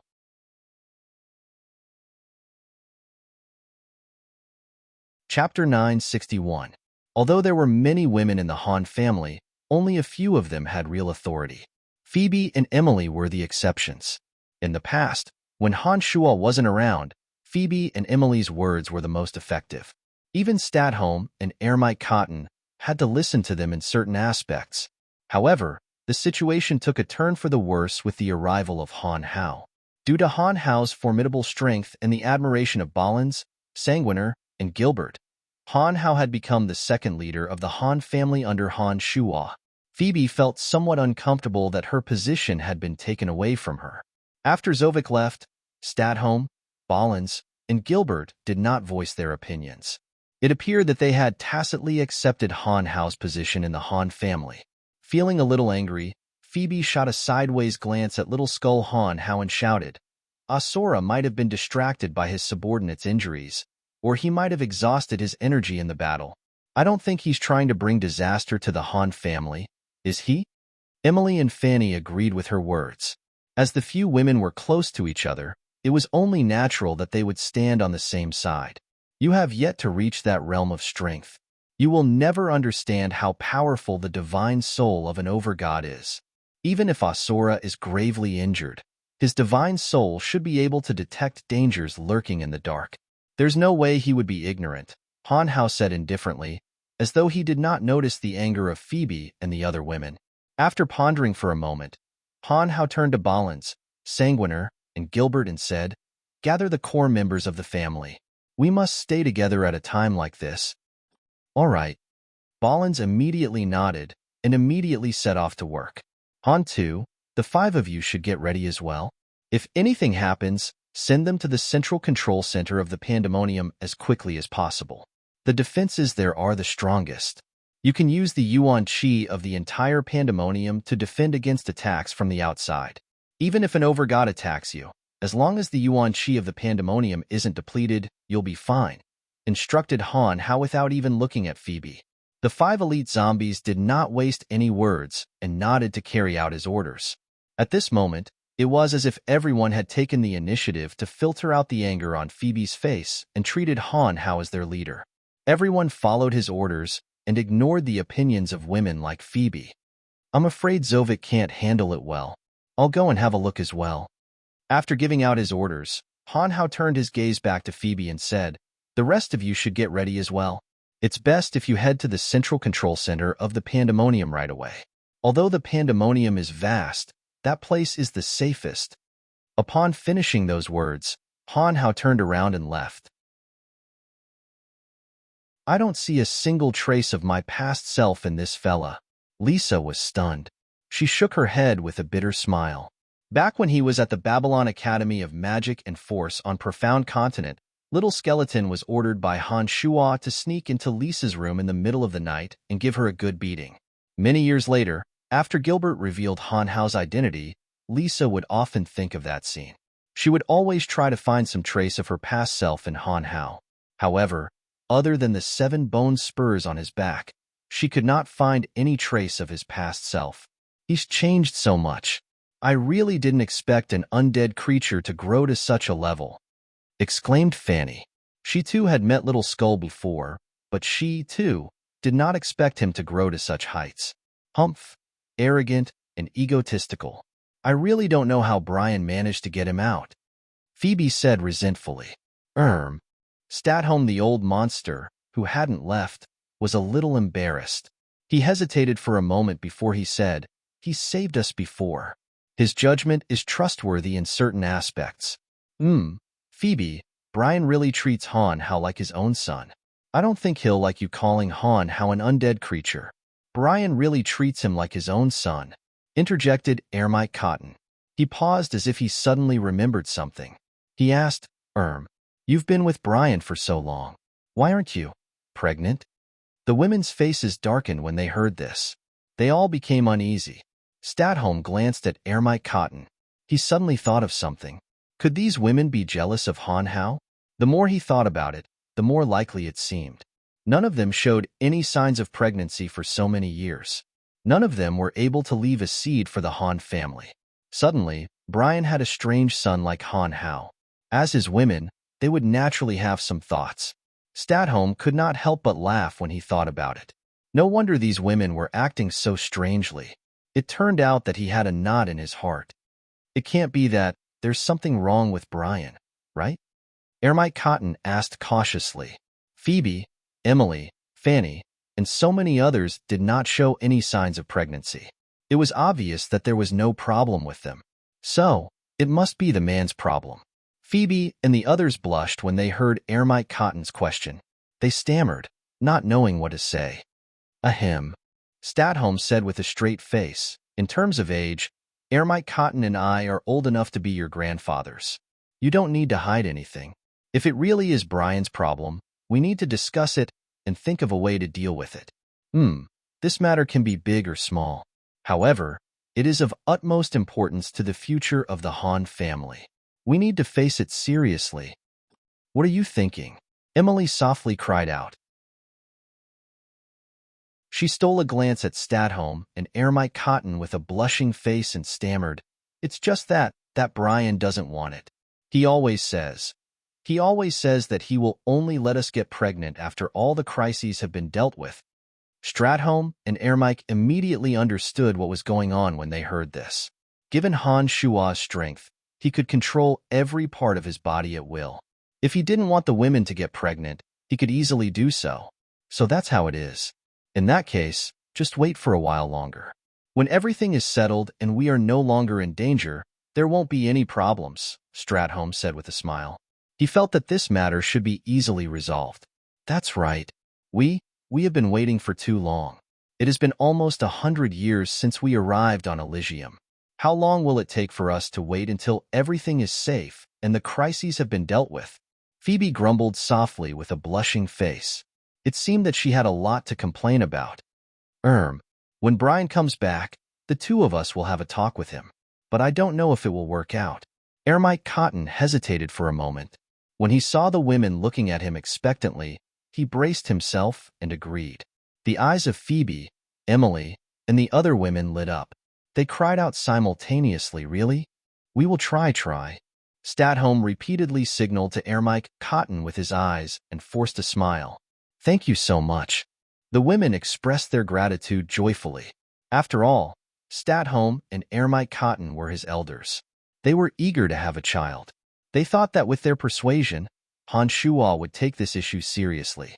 All these years, Han Shuo had been fighting wars all over the world. They had been living alone and desperately wanted to have a child. However, they were too embarrassed to tell Han Shuo about it. They thought that Han Shuo would know what to do. Little did they know that Han Shuo would keep delaying until today and had yet to fulfill their wish. We will do our best. Ermite Cotton suddenly felt that Phoebe and the others were rather pitiful. For the sake of Han Shuo, they had abandoned their families and elders on Profound Continent to come to Elysium. However, they did not spend most of their time on Elysium with Han Shuo. They spent most of their time on Elysium alone. It was at this moment that an ear-piercing whistle sounded from a small hole in the wall. The faces of Phoebe, Statholm, and the others, who were discussing the issue of the House of Han's lineage, suddenly turned pale as though they were facing a formidable enemy. This roar will only be heard when the underground palace is facing the most powerful enemy. It has only been heard once since the formation of the pandemonium. What's going on? Phoebe cried out in alarm. Let's go. Let's head to the secret chamber where the central hub is. Statholm wore a grave expression. He knew that no one would be bold enough to make such a joke at such a critical moment. There could only be one explanation for the whistle. The underground palace was facing an unforeseen crisis. Could Han Hao have guessed correctly? Lisa hesitated for a moment before she asked timidly, "Don't think too much. Our top priority is to protect ourselves." Ermite Cotton shouted and pressed his hand on the area where the whistling sound came from. A stone door suddenly cracked open and a group of people hurriedly entered, quickly heading towards their destination. "Zovik, get out of here." Han Hao raised his bone spear and blocked the entrance of a narrow tunnel. He looked at Regis, the God Hunter Alliance's lightning overlord, and yelled, "Asura brought you in, didn't he? Where is he?" Regis chuckled and didn't answer Han Hao's question. Instead, he shot out a thick bolt of lightning that filled the entire hole, leaving no room for Han Hao to dodge. "Han Tu, take everyone away." Little Skeleton yelled at a hole in the wall. He stabbed the bone spear in his hand into the wall, and the wall immediately collapsed, blocking off the passage between him and Regis. At the same time, Han Hao extended his arm and his bone spear transformed into an enormous bone shield in front of him. "Let's go." Han Hao grabbed Zovik and immediately retreated. If Regis was here, then Isaiah, who cultivated in the energy of Earth, might also be in the underground palace. Han Hao knew that this was going to be a tough battle. Now wasn't the time to waste with Regis.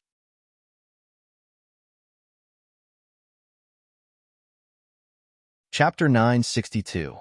Regis wasn't surprised by Han Hao's actions. Given the current situation, it wasn't shameful to retreat despite knowing that he couldn't win.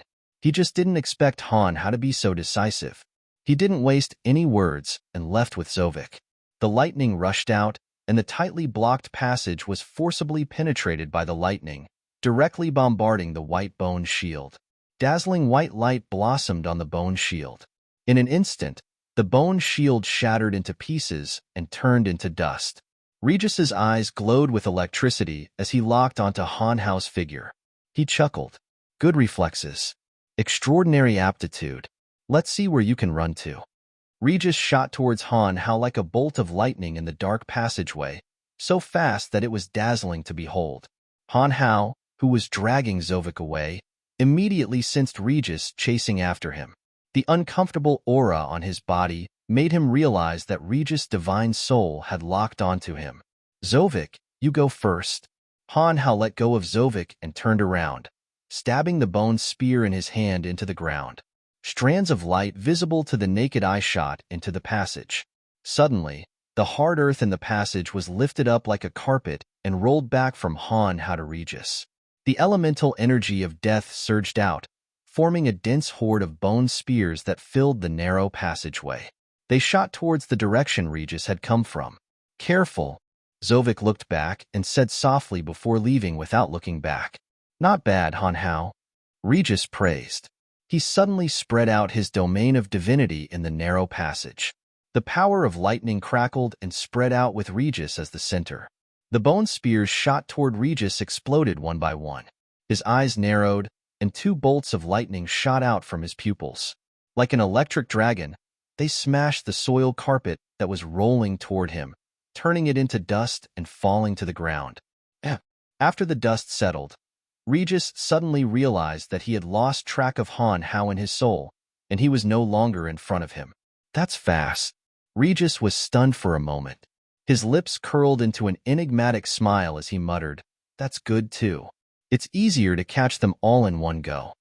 As long as Earth Elite Zombie Han 2 was present in the underground palace, he could open up a new tunnel from anywhere. As the favored child of the Earth, Earth Elite Zombie was using the energy of the Earth to his heart's content for the benefit of the Han family. As soon as Zovik entered a room, the flat wall suddenly split open, revealing a deep and dark hole. Zovik was a little puzzled at first, but he soon realized something and jumped into the hole without any hesitation. As soon as Zovik entered, the new hole miraculously closed up again.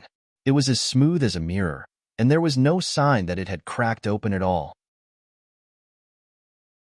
At this moment, in every area of the underground palace where members of the Han family were, new holes would open up. Once they entered the new hole, the hole would close up again. Not only that, but many of the tunnels that were originally there would suddenly collapse, blocking the path of the god hunters who were pursuing the House of Han. In the underground palace, Han too unleashed his energy to his heart's content. Based on his familiarity with the underground palace, he guided the members of the Han family that were scattered in different areas to the central hub where all the demonic formations were set up. With Han Tu's help, the core members of the House of Han were not in any life-threatening danger. They were brought away by Han Tu's energy and escaped from the God Hunter's pursuit. However, Han Tu did not immediately enter the central area that was heavily guarded. He was hiding in a secluded corner of the underground palace, using the images on the mirrors to release his power. Beside him were Han Jin, Han Hua, Han Mu, and Han Shui, as well as Andrina, who was wearing an astonished look on her face. Angelina, who was holding hands with Han Jin, stared blankly at Han Tu with her crystal-like eyes. She seemed extremely astonished. She could not understand how Han Tu, an early-stage high god, could manipulate the energy of the earth so skillfully and effortlessly. She could not understand how Han Tu was able to open up tunnels from such a great distance. As the daughter of the goddess of destiny, Andrina had a deep understanding of the 12 fundamental energies on Elysium. The goddess of destiny had explained to her in great detail the characteristics of the different energies and how far one could go in each realm. Even overgod earth cultivators like Asura and Isaiah wouldn't be able to do what Han Tu was doing, much less high gods. It was simply unimaginable. Andrina tightened her grip on Han Jin's hand and asked, "Where does his energy come from? Why is it so strange? It's as though the entire earth is a part of him. This is too amazing. If I hadn't seen it with my own eyes, I wouldn't have believed that an earth cultivator could manipulate the energy of the earth to such an extent." Han Jin smiled. He hesitated for a moment before pointing at Han Mu, Han Shui, and Han Hua, who were paying close attention to their surroundings. He whispered, "It's not just Han Tuesday. The three of them, including me, are all blessed with the ability to manipulate the energy of the earth. Haha, all of this was bestowed upon us by Father Brian. He's really..." Angelina was stunned, and then she shook her head with a bitter smile. "Someone's coming." Right at this moment, Han Mu let out a low growl and pointed at one of the earthen walls as if he was facing a formidable enemy. With a solemn expression, he said, "He also cultivates the power of earth." He must have sensed that the change in the power of earth in the entire underground palace is coming from here. If it's not Asura, then it's Isaiah. Han Tu, who had been focused on leading the Han family to safety, suddenly opened his eyes. "How's it going?" Han Jin asked. "It's almost done. I've sent away those who needed to be sent away. There are also some Han family guards. But there are too many of them, so I could only lead them to Big Brother's palace." Han Tu naturally knew what Han Jin was asking. "All right then. Let's leave as well," Han Jin said hastily after thinking for a moment. It was at this moment that not only did Han Tu and Han Mu, who cultivated the power of earth, sensed that someone was approaching. Even Han Jin sensed a powerful aura approaching them. That's right. That's right. Needless to say, it was either Isaiah or Asura who was approaching at full speed. As earth cultivators, even if they couldn't manipulate the energy of the earth as miraculously as Han2's earth restraints weren't a problem for them. And because Han2 was constantly using the energy of the earth, they could accurately pinpoint Han2's location. They're fast. Let's go. Hanmu exclaimed and took a step back. Han2 stood up and took the lead. The flat wall in front of him suddenly split open to reveal a tunnel. He quickly dove into it. Without hesitation, Han Jin and Han Hua rushed into the tunnel. As soon as they entered the tunnel, the independent secret chamber suddenly collapsed, and the tunnel that had been split open immediately closed up. Boom, boom. The earth shook violently, and a deafening rumble sounded from the area. A figure smashed through all the dirt in its way and appeared in the collapsed secret chamber. Isaiah carefully sensed for a moment and snorted. He opened his hand and sent another wave of divine energy at the area that Han2 and the others had entered. The blast tore open a giant hole, and Hanmu, Han Jin, and the others disappeared in a flash. So it's here. Isaiah sneered and shot in. To be able to cultivate the energy of the earth to the overgod realm, Isaiah was no ordinary person. In terms of using the energy of the earth, he might not be as good as Hanmu, but due to his high level of cultivation and immense divine energy, his offensive power far surpassed Han2's. Just the divine energy in his body allowed him to influence the structure of the earth, turning it into any shape he could imagine. As a cultivator of the earth, he couldn't communicate with the earth like Han2 could, but he could still use his divine energy to influence the earth. Isaiah's control of his energy wasn't that great, but his offensive power far surpassed Han2's. Not only did he forcefully open up a tunnel with his divine energy, but he also gathered earth elemental essence around him, making his aura stronger and stronger. With each step he took, the entire underground palace seemed to tremble. Not good. Han2 cried out in alarm. The chaotic earth elemental essence had overbearingly changed the structure of matter, and the surrounding area was filled with Isaiah's divine power. Han2 had already lost control of the earth, and the constantly healing passageway began to shrink uncontrollably. I'll do it. At this moment, Angelina, who had seen the crisis, suddenly shouted out. Han Jin, who was holding hands with her, suddenly sensed a terrifying wave of energy from her palm. It was something that could only be created by hundreds of energy towers activating at the same time. A blinding light burst forth from Andrina's body, forming a pillar of light that shot towards the approaching Isaiah. Isaiah's expression changed when he saw the blinding light.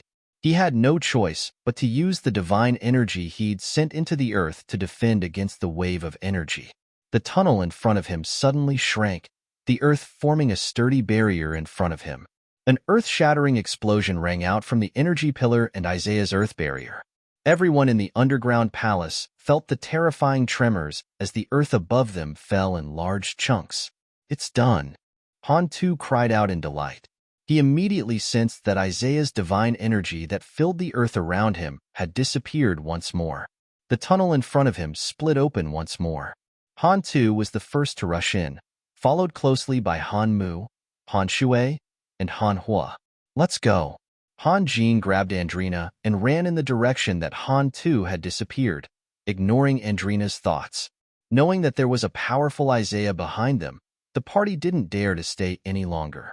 Before Isaiah could react, they were already far away from the area. Soon, the 5 elite zombies and Andrina broke through the barrier and arrived at the central control center of the Pandemonium's formations. It was a spacious chamber that was only a few dozen meters underground. Above them was the circular platform with the cauldron of myriad demon. Not only could it draw in the elements of heaven and earth, it could also collect the souls of those who died in the Pandemonium. Why are you pulling me back in such a hurry? It's just Isaiah. I'm not afraid of him. Angelina grumbled softly to Han Jin after entering the secret chamber. Han Jin forced a smile and said, I'm just worried that you'll be in danger. Andrina giggled and said, I have a treasure in my hand. Even Isaiah can't do anything to me. Han Jin was stunned. Can you use that treasure to kill Isaiah? If you can, we'll go back and kill him right away. That thing can only save my life. It can't kill him. Andrina shook her head and said, My mother forbids me from killing people. If she gave me the Mirror of Destiny, I would really be able to kill Isaiah. The Mirror of Destiny. The overgod weapon of the Goddess of Destiny? Stadholm was stunned. He smiled bitterly and shook his head. If Andrina were to get her hands on the overgod weapon of the Goddess of Destiny, who knew how much trouble she'd cause? Who else isn't here yet? Han Hao asked Phoebe with a frown. After this ordeal, Phoebe, Emily, and the other women finally calmed down. They no longer dared to blame Han Hao for being overly cautious. They knew that it was fortunate that Han Hao had reacted in time and ordered Han Tu to evacuate as soon as he sensed something was wrong. Otherwise, who knew how many members of the Han family would have died in the underground palace? Phoebe's gaze swept across the room as she silently calculated in her mind for a moment. She then said, Those from Profound Continent should all be here. That's good. Han Hao nodded and instructed the 5 elite zombies. Seal the door. The 5 elite zombies wasted no time. As soon as they received Han Hao's order, they immediately used their elemental energies to control the walls. 5 colored rays of light emanated from their bodies and slowly seeped into the walls. Under the power of the 5 of them, a series of muffled sounds came from the surroundings of the secret chamber. There was even a creaking sound coming from the top of their heads, as if a huge machine was working. At the same time, the endless chi of heaven and earth in the array of ultimate heaven and earth suddenly separated and slowly flowed into the secret chamber where they were.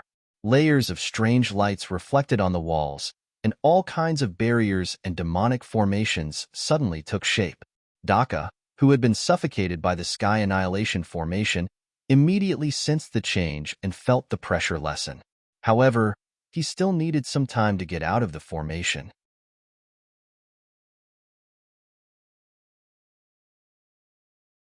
Chapter 963.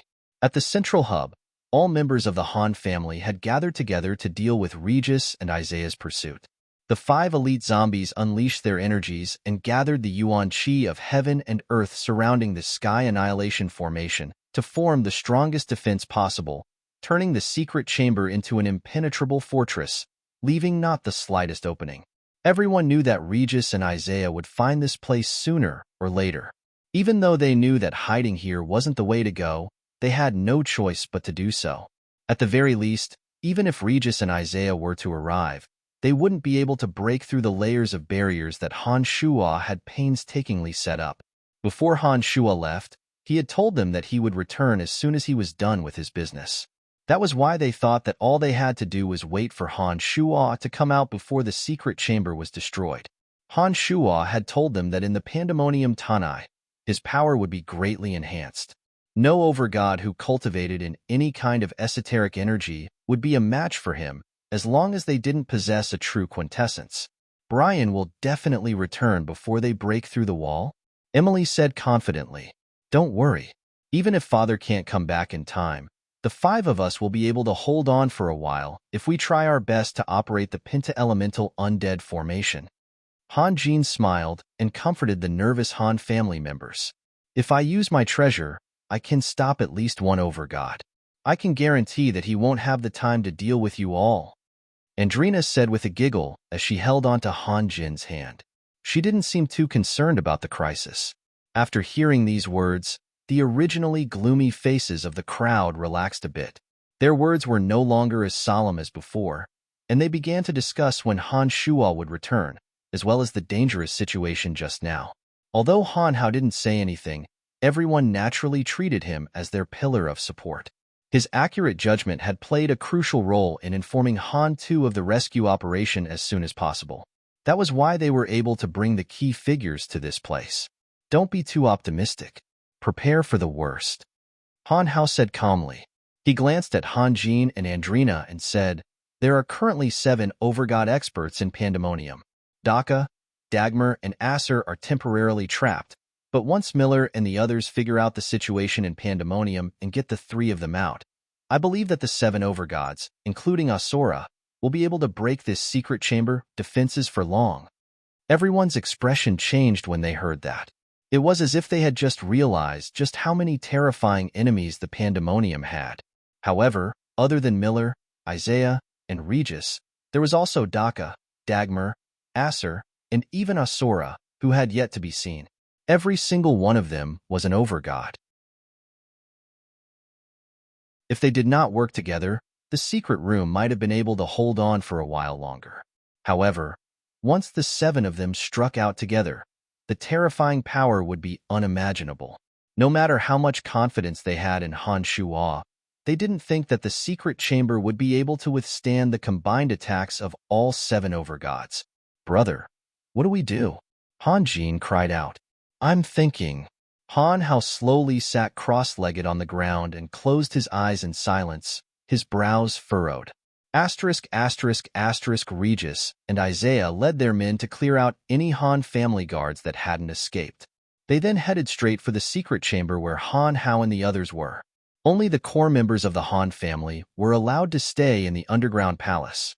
Apart from them, there were only a small number of guards in charge of communications. As such, apart from the core members of the Han family who had come from the profound continent, there weren't many guards in the underground palace. Regis and Isaiah had only killed a few dozen guards after searching the place. They were very curious as to why the Han family only had so many guards at their disposal. What he didn't know was that most of the House of Han's guards were in the mountains outside the Pandemonium. As soon as the underground palace was in danger, Han Hao and the others hid in the secret chamber and sent word to their guards. The Han family guards in the mountains immediately followed the path Metal Elite Zombie had opened up and hid in the mountains further away. Even Regis and Isaiah couldn't penetrate the boundaries on the mountains with their souls, so they didn't notice anything out of the ordinary. After Regis and Isaiah roamed the underground palace for a while, Miller quietly appeared. When the 3 gathered, Regis smiled and asked, "Did he bring you in?" Miller smiled and nodded. "Yes. How's the situation?" "The important figures should be gathered together." "Haha, that's good. We don't have to search one by one anymore," Isaiah said as he pointed in a direction above his head. Isaiah pointed in a direction above his head. "They're all over there. The stronger the defenses, the easier it is to see. Daka, Dagmar, and Acer are all in Tanai. When Asura brought me here, he said he got the news from them," Miller said with admiration. Miller's face was full of admiration. "If I hadn't seen it with my own eyes, I wouldn't have believed that this place had so many tricks up its sleeves. It was actually able to trap Daka, Dagmar, and Acer at the same time. Unbelievable. Yeah, it's a good thing we pretended to be Asura's men and snuck in. Otherwise, we might have been trapped like Daka and the others. That Brian really is an amazing person." Regis also sighed with deep emotion. "What about Daka, Dagmar, and Acer?" Miller thought for a moment before asking Isaiah, a cultivator of the arcane of earth. This operation was mainly planned by Isaiah and Asura, so he would listen to Isaiah's opinion on important matters. "What does that have to do with us?" Isaiah laughed. "They walked into the trap themselves. We didn't set them up, so why should we save them?" Isaiah clearly had no intention of getting the 3 out. Miller and Regis exchanged glances and nodded with a smile. It seemed like they agreed with Isaiah's decision. "Let's go take a look at where they're hiding. Remember, before Brian shows up, we can't kill anyone. This Pandemonium is too interesting.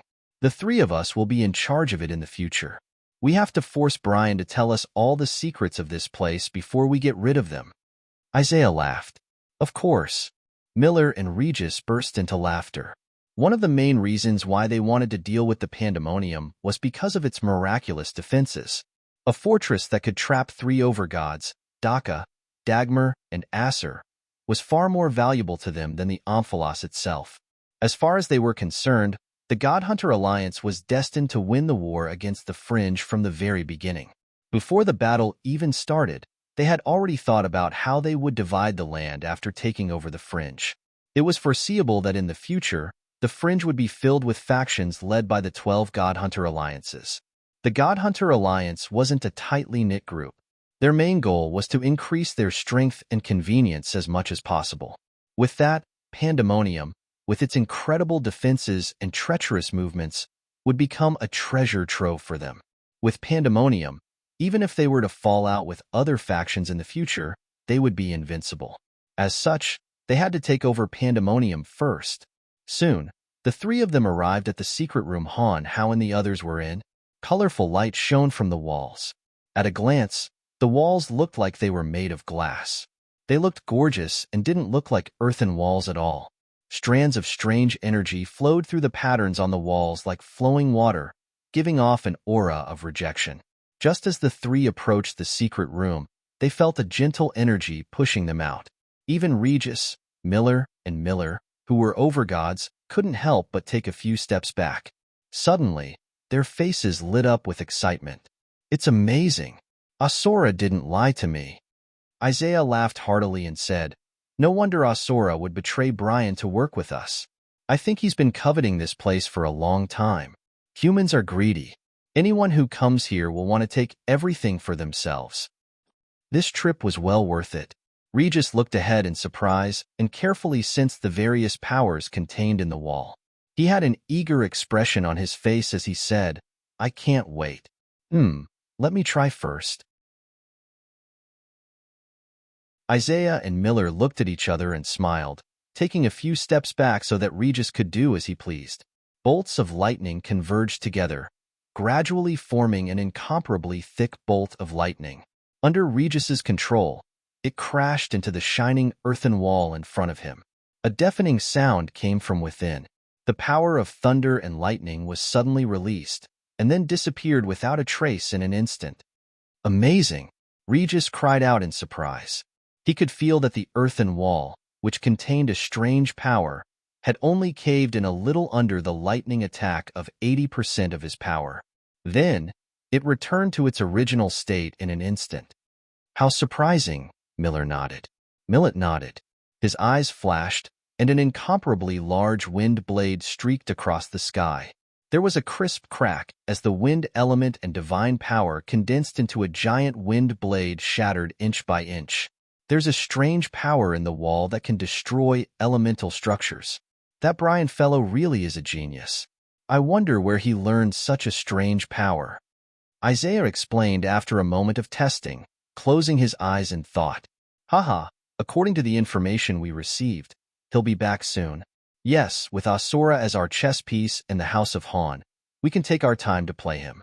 When we get all the secrets of Pandemonium out of him, not even Daka and the others will be able to break free." Isaiah was overjoyed. The more mysterious and unexpected the Pandemonium was, the happier he was. In his heart, the Pandemonium was already his. "Come, let's give it a try. No matter what kind of defense it is, it needs the support of energy. I don't think there's any defense that can last forever under our repeated attacks." Miller thought for a moment before saying with a serious expression, "This was an unchanging truth since time immemorial. All defensive barriers and seals required the support of energy. This energy could be provided by the energy crystals in the energy towers, or by the divine energy or elemental energy left behind by the caster. But no matter how strong the defense was, every attack would deplete the energy source. Once the energy source was depleted, the defense would be broken no matter how strong it was." Miller, Regis, and Isaiah clearly knew that. After some preparation, they attacked one after another, combining lightning, earth, and wind elemental attacks on the wall that Han, Hao, and the others were hiding in. Under the power of the trio, Phoebe, Emily, Stratholme, and the others in the secret chamber all felt the intense tremors. Deafening booms landed on the walls, causing them to tremble along with it. However, the secret chamber was powered by the natural energy that had been gathered in Pandemonium over the years. Thanks to Han Shua's meticulous setup, its defenses were shockingly strong. Miller, Isaiah, and Regis attacked the wall no less than 30 times, but they still weren't able to break through. The three of them stared at the wall in disbelief. They didn't expect that even with their overgod strength, they wouldn't be able to break through the layers of barriers on the wall even after 10 attacks each. "Stop attacking." Just as the three of them were about to persevere and continue, they heard a voice at the same time. After a while, Asura walked over with a solemn expression and explained, "The more you attack, the more strange energy surges from where Daka is imprisoned. At this rate, Daka will be able to escape very soon. Once the three of them escape, we won't be able to control Pandemonium anymore." "There's such a thing?" Isaiah stared in shock. "I can clearly feel the flow of gaseous energy from above. It's coming from where Daka is imprisoned. As you continue attacking, Daka's restraints seem to be weakening." "I'm sure of it," Asura said. Isaiah, Regis, and Regis immediately stopped attacking. They were even more surprised by the layout of Pandemonium. "We can put on a show now. Brian should be able to return to the Pandemonium soon," said Asura with a confident smile when he saw that Isaiah and the other two had stopped fighting.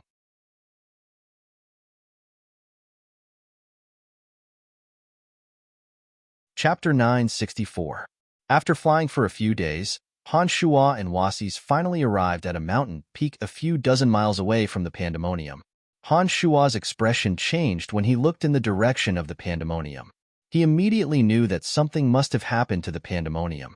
All of Tanai's formations were created by Han Shua, so he knew exactly what each formation did. Just by looking at it from afar, Han Shua could sense that something was amiss from the abnormal flow of the Yuan Qi in Tanai. The Sky Annihilation Formation and the Central Secret Chamber that controlled all of Tanai's formations were giving off strong Yuan Qi undulations. The Sky Annihilation Formation indicated that a terrifying expert had entered Tanai, while the Central Secret Chamber indicated that the Han family had encountered irresistible danger. Otherwise, the Secret Chamber wouldn't have been activated. Han Shua felt a chill run down his spine. He wanted to enter the Pandemonium as soon as possible to see what was going on. "Brian, is there a problem?" Wasis noticed that something was wrong with Han Shua and quickly caught up to him. Wazer's question caused Han to slow down for a moment. He took a deep breath and calmed himself down. He calmed himself down and calmed his mind. He calmed himself down and calmed his mind. After a series of thoughts, he calmed himself down and calmed himself down. Something must have happened to the Pandemonium. However, the most powerful secret chamber I set up still has Yuan Qi undulations. That means that the final layer of defense hasn't been destroyed yet. Han Shua didn't rush into the Pandemonium. Instead, he calmly explained to Wasis, "I'm certain that Daka and the others have entered the Pandemonium. However, given the Pandemonium's defenses, they shouldn't have been able to break through in such a short period of time. They shouldn't have the power to force my people to open the Central Secret Chamber. Something is wrong." No one knew the power of Tanai's formations better than Han Shua. Back in the battle at the Misty Sea, Han Shua had tested the power of Daka and the others. Based on his understanding of the three, he didn't think that they could break through the Pandemonium's defenses in such a short period of time.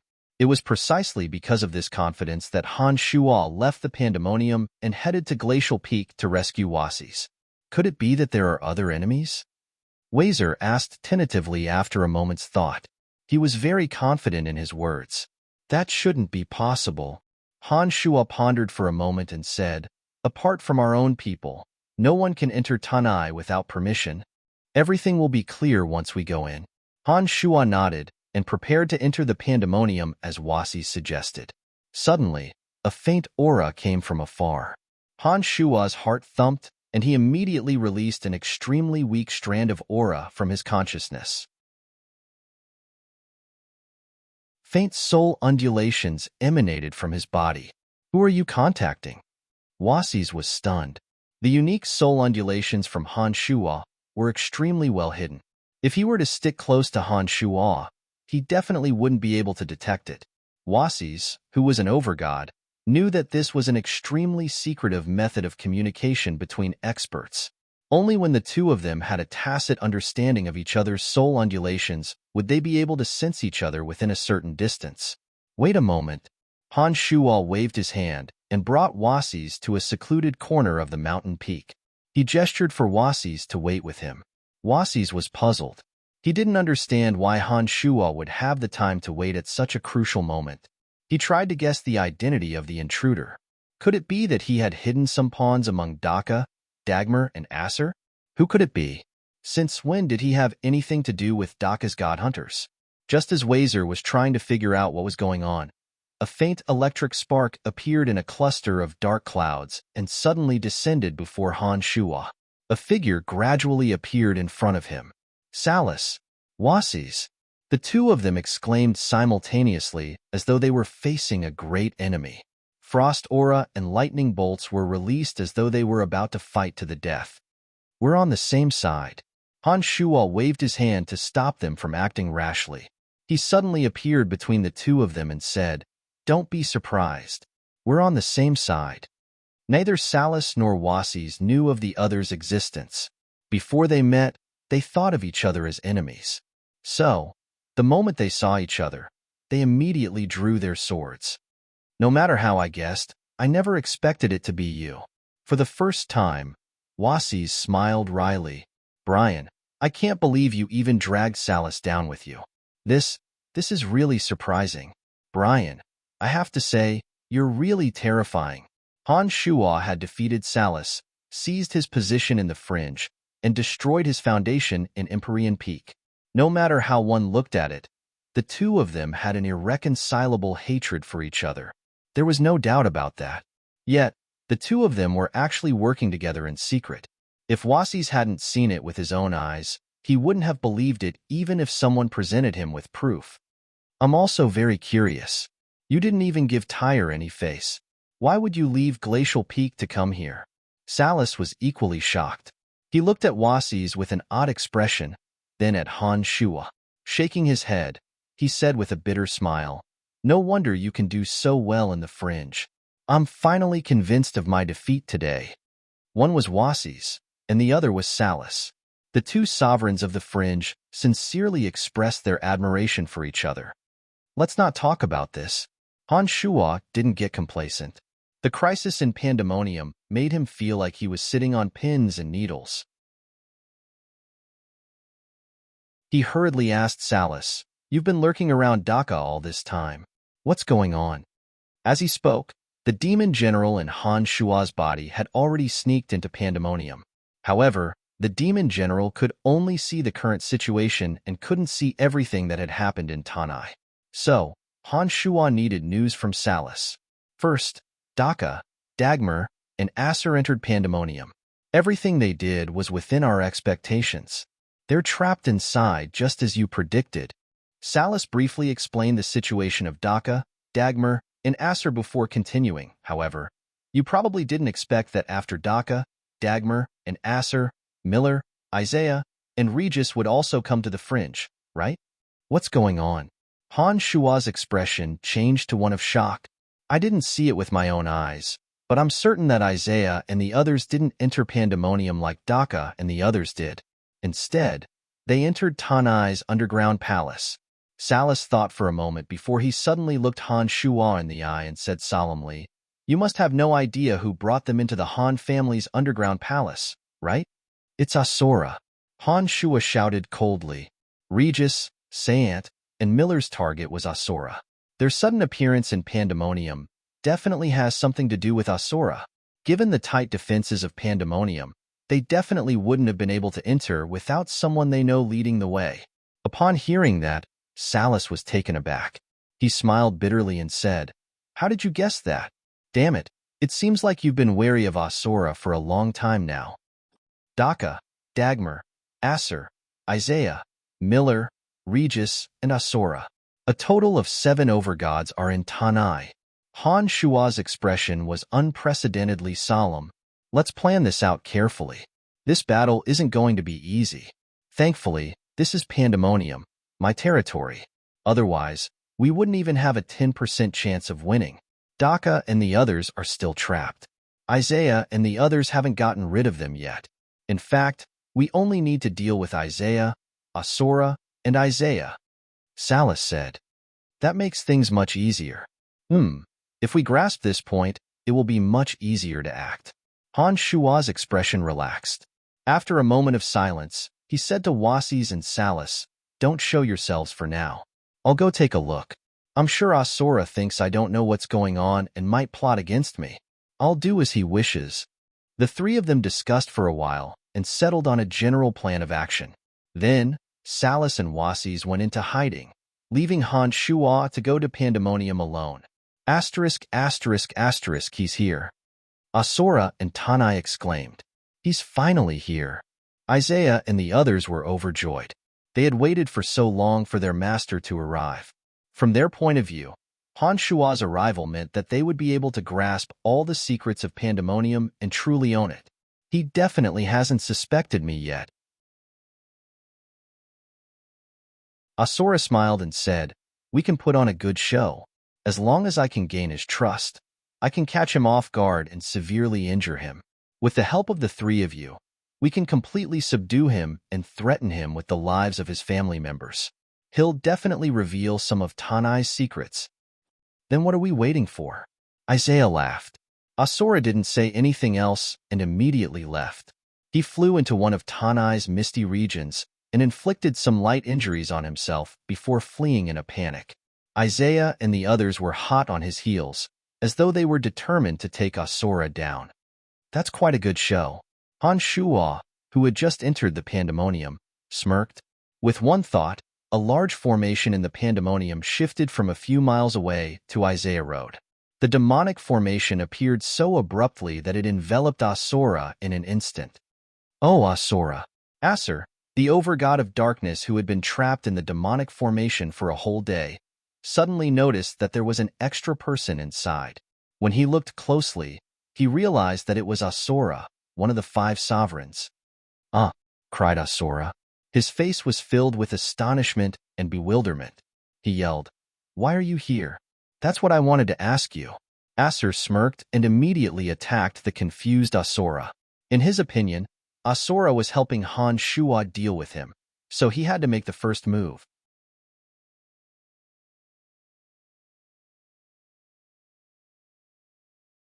Chapter 965. Asura couldn't say anything about it. Even if he did say that he was working with Isaiah and the others, he wouldn't be able to stop Aser. The Godhunter Alliance wasn't united, and Isaiah and Daka weren't on the same side. He was extremely frustrated. He didn't know if he'd made a mistake. He just couldn't figure out how he'd ended up trapped in Aser's seal.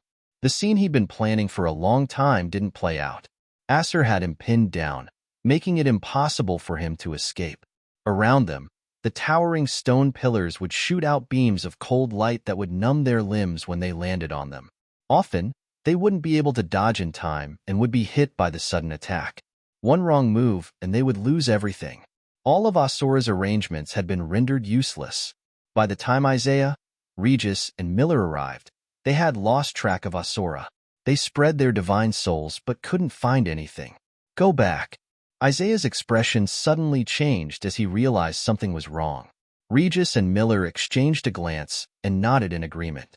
Without another word, the 3 hegemons who'd planned on working with Asura to ambush Han Shuo turned around and flew back to the secret chamber with the colorful walls. Regis and the others understood that as long as they could hold the place, no matter how many tricks Han Shuo had up his sleeves, he would have to return to the secret chamber to help the Han family escape. As long as they could make use of that, they wouldn't have to worry about Han Shuo not giving in. Given their strength, they were confident that they could keep Han Shuo here even without Asura's sneak attack. Soon, the 3 returned to the secret chamber. We don't have to worry about him not coming. Isaiah smirked confidently. We don't have to run around outside. If even Asura met with misfortune, he must have a trump card up his sleeve. Let's conserve our energy and wait for his arrival. Regis and Miller smiled without the slightest nervousness. The way they saw it, the battle was still under their control. Father is here. In the spacious secret chamber, Little Skull Han Hao's expression suddenly changed. This secret room was sealed by layers of power. The power attached to the walls was very strange. Not only could it isolate most divine power attacks, but it could also effectively prevent souls from peeping. It was precisely because of this that the 5 elite zombies, whose soul realm was inferior to Han Hao's, were unable to sense Han Shuo's arrival. Even at this moment, the 5 were still nervously preparing to activate the penta-elemental undead formation at all costs once the secret chamber's defenses were destroyed. They would continue to strive for the safety of the Han family.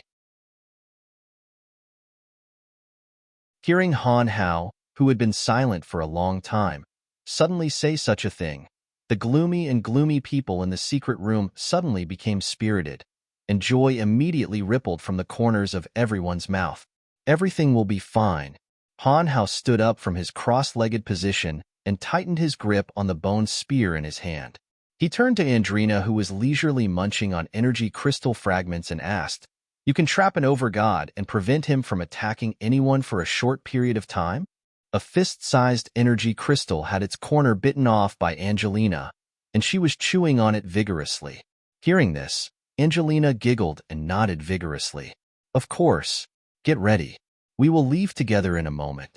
Han Hao went to Han Jin and the others and said, "Only the 5 of you can send the 2 of us out together. Listen for my signal, and send me and Andrina out as soon as possible. I have contacted Father." "All right." Han Jin nodded. He then looked at Andrina, who was still chewing on the energy crystal, and said softly, "Be careful." "I know. I'll be fine." Andrina rolled her eyes at Han Hao and giggled. "You should worry more about him." Han Jin chuckled and said, "Big brother will be fine." Asterisk, asterisk, asterisk. Hearty laughter suddenly rang through the sky as a majestic figure walked through the air, not letting Isaiah and the others down. Looking at the 3 who were on guard, Han Shua smiled and said, "You've all come all the way to my pandemonium. It's truly touching. It's a pity that I wasn't in Tanai, so I wasn't able to properly entertain you. Please forgive me." Isaiah bowed towards Han Shua from afar and said with a smile, "You're too kind. I'm flattered that the 3 of you think so highly of me," Han Shua said with a smile. Standing on Tanai's round platform with the cauldron of myriad demon on it, Han Shua first sensed the flow of energy in Tanai before saying, "What do you want? As long as I, Tanai, have it, I will give it to you with both hands." "Good." Isaiah laughed heartily and looked around. He then pointed at the strange formations and said, "As long as you tell us the secrets of Tanai, I guarantee that I will personally escort you and your Han family out of the pandemonium." "Oh?" Han Shua stared blankly for a moment before saying awkwardly, "Isn't it a little too unkind to chase the host away? Brian, you're no longer in charge of the pandemonium. The Fringe will be the God Hunter Alliance's territory sooner or later. With your intelligence, you should be able to tell that this is the way things are. If you leave now, no one will say that you're a coward. They'll only praise you for seeing the bigger picture." Miller's voice was erratic as his body swayed a little, putting some distance between him and Isaiah. Lightning flashed in Regis's eyes as he casually took a few steps to the left and stopped at a distance that he felt was appropriate. Isaiah, Miller, and Regis surrounded Han Shua in a triangular formation. They didn't attack immediately, but their auras were locked onto Han Shua. Judging from the current situation, as long as Han Shua said the word no, a thunderous bombardment would descend upon him like an avalanche. Miller and Regis' subtle changes in position naturally didn't escape Han Shua's eyes. Contrary to their expectations, Han Shua merely smiled faintly at the encirclement of Miller and Regis. He didn't immediately change his position to avoid the encirclement. Miller and Regis felt that something was amiss, but after thinking about it carefully, they realized that Han Shua's actions were a sign of compromise. It meant that he had chosen to surrender for the sake of his wife and child. Isaiah looked at Han Shua in silence. Seeing that Han Shua hadn't resisted and had even exposed himself to the 3 of them, he felt relieved. It was only natural that he thought that Han Shua had made the right choice. But right at that moment, Han Shua suddenly turned hostile. Before the smile on Isaiah's face could fade, a gigantic palm appeared above them.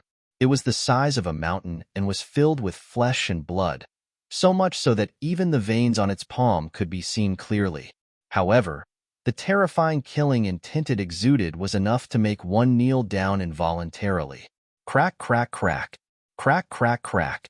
The sound of the sky being torn apart came from above as the gigantic palm pressed down, covering the entire area and descending upon the 3 like a mountain. "Damn!" Regis cursed and immediately retreated. Isaiah and Miller's expressions changed as well. They suddenly realized that the smiling Han Shua wasn't someone to be trifled with. Sensing the terrifying pressure coming from above, the 2 didn't dare to stay behind and try to escape in 3 different directions like Regis. The encirclement they'd formed against Han Shuo immediately collapsed. "I'll show you if I'm still in charge of this valley." Han Shuo stood there like a mountain, laughing as he watched Isaiah and the others flee. All of a sudden, the gigantic palm split into three and chased after Isaiah and the other two. The three's expressions changed abruptly. They felt a strong sense of danger from Han Shuo. He stood in place, unmoving, while the giant palm that had split into three seemed to have become Han Shuo's tentacles, firmly locking onto Regis and the others. No matter how they dodged, they couldn't escape the pressure of the giant palm. If they were anywhere else, Han Shuo wouldn't have been able to tear apart their encirclement in one move and force them to flee. However, this was Pandemonium, and Tanai was one with Han Shuo's consciousness. Here, he was 30% stronger than he was at his peak. Back when his demonic arts had just reached the Skybreak realm, he was already able to force Salus to retreat. Now that he was in the Pandemonium and was in Tanai's domain, his strength wasn't something Isaiah and the others could imagine. "Destroy it!" Isaiah suddenly shouted. Regis and Miller moved to Isaiah's side, and the three of them attacked at the same time, slamming into the palm above their heads. A dull rumble sounded from Pandemonium as Regis, Miller, and Isaiah combined their strength to attack the palm above Saiyan's head. Rumble, rumble. Powerful energy fluctuations surged out from the top of the heads of the three of them. Even the Han family members in the secret room at the center of the power ceiling formation could feel the tremendous rumbling and the violent shaking of the earth. One of the giant palms disappeared, and the other two palms also disappeared in an instant like illusions. Isaiah and the others heaved a sigh of relief.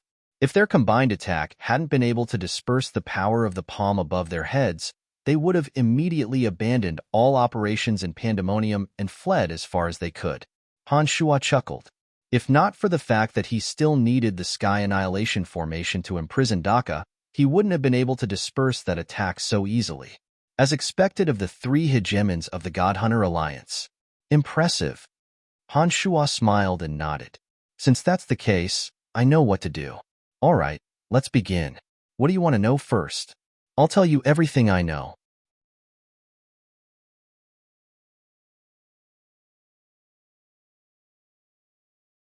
Chapter 966. Isaiah and the other two were stunned.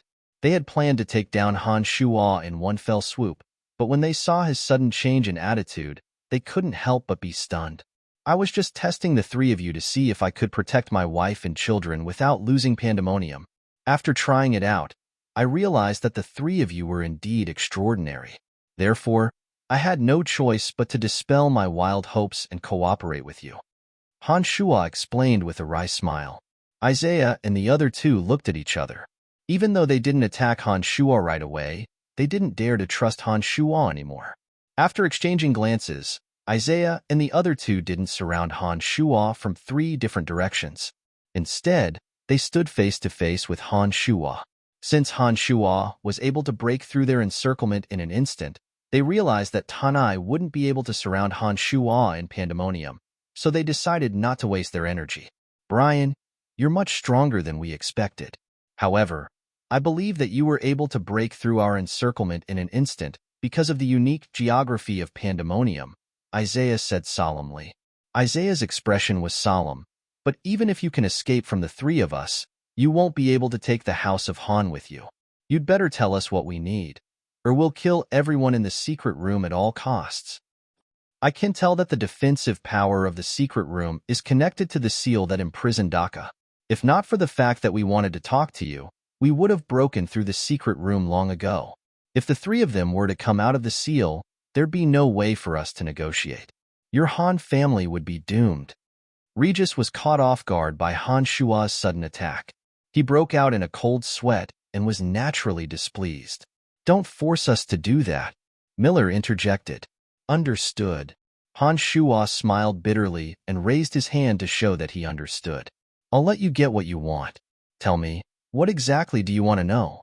What do you want?" Seeing Han Shuo so cooperative, Isaiah smiled and nodded. "It's simple. We just need information about this valley. All the seals, barriers, and energy towers, as well as the details of the seals imprisoning Daka, Dagmar, and Acer. Oh, is that so? Han Shua pondered for a moment before he readily agreed. No problem. We will be leaving the fringe anyway. There's no harm in leaving this place to you. That's right. Isaiah was very happy. He shot a look at Regis and Miller, telling them to be careful of Han Shua in case he turned hostile again. With their previous experience, the three of them no longer dared to easily trust Han Shua. From their point of view, Han Shua, who had turned his back on them, was too dangerous, and he had enough strength. If they were not careful, one of them could be seriously injured, and all of their plans would be for naught. Come with me. I'll take you to a place. You will find everything you desire in that place. Han Shua suddenly said after thinking for a moment. He then started walking towards the exit as he spoke. Wait, Isaiah called out. When Han Shua turned to look at him in surprise, Isaiah laughed dryly. This valley of yours is a little strange. Even Daka was imprisoned here. We wouldn't dare go anywhere with you. It's here. We can only do it here. We have something we can use to obtain your memories. Regis and Miller didn't move a muscle, but their eyes were fixed on Han Shua.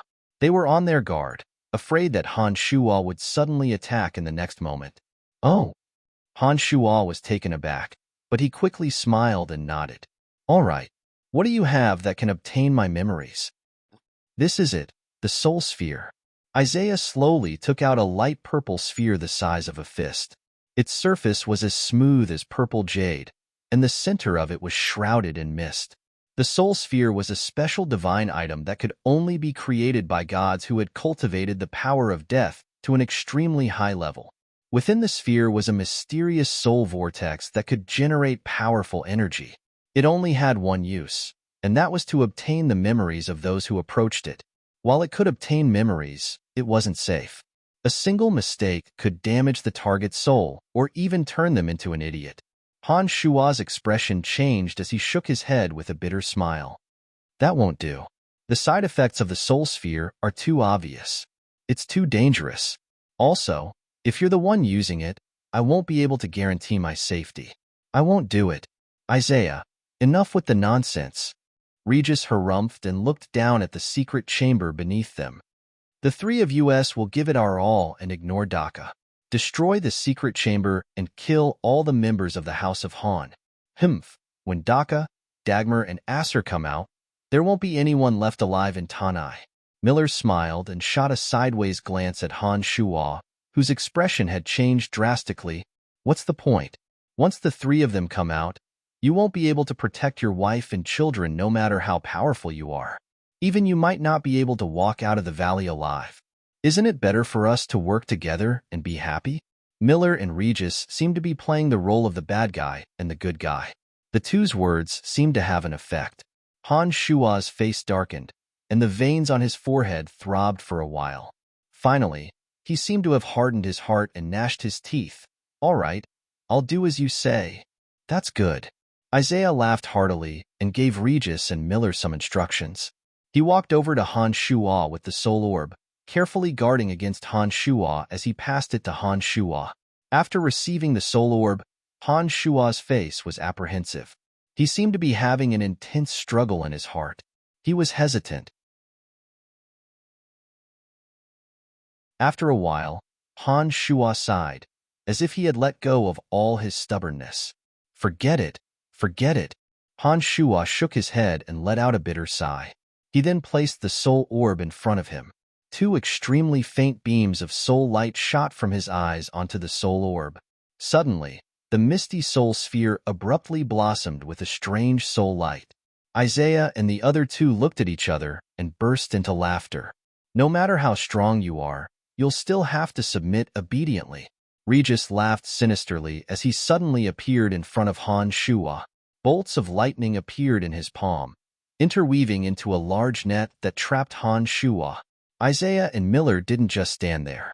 Laughing strangely, they came to Han Shua's side and worked together to set up a restrictive barrier around him, sealing the power in Han Shua's body.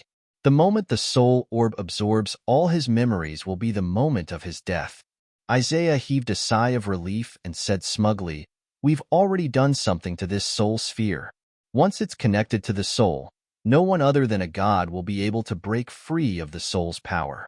Sigh, what a poor young genius. He's been ruined by the three of us. Put away your fake compassion. Miller felt funny. He looked at the strange curve in the soul ball, which had the energy fluctuation of the memory. He said contentedly, "This trip is worth it. Ha ha, with this ravine and the memory in his head, not only can we know the power Upanishad he cultivated, but we can also build a similar ravine in another place." Isaiah and Miller laughed heartily, immensely pleased with themselves. A cry of surprise came from the distance, and a cold expression appeared on Wasis's face.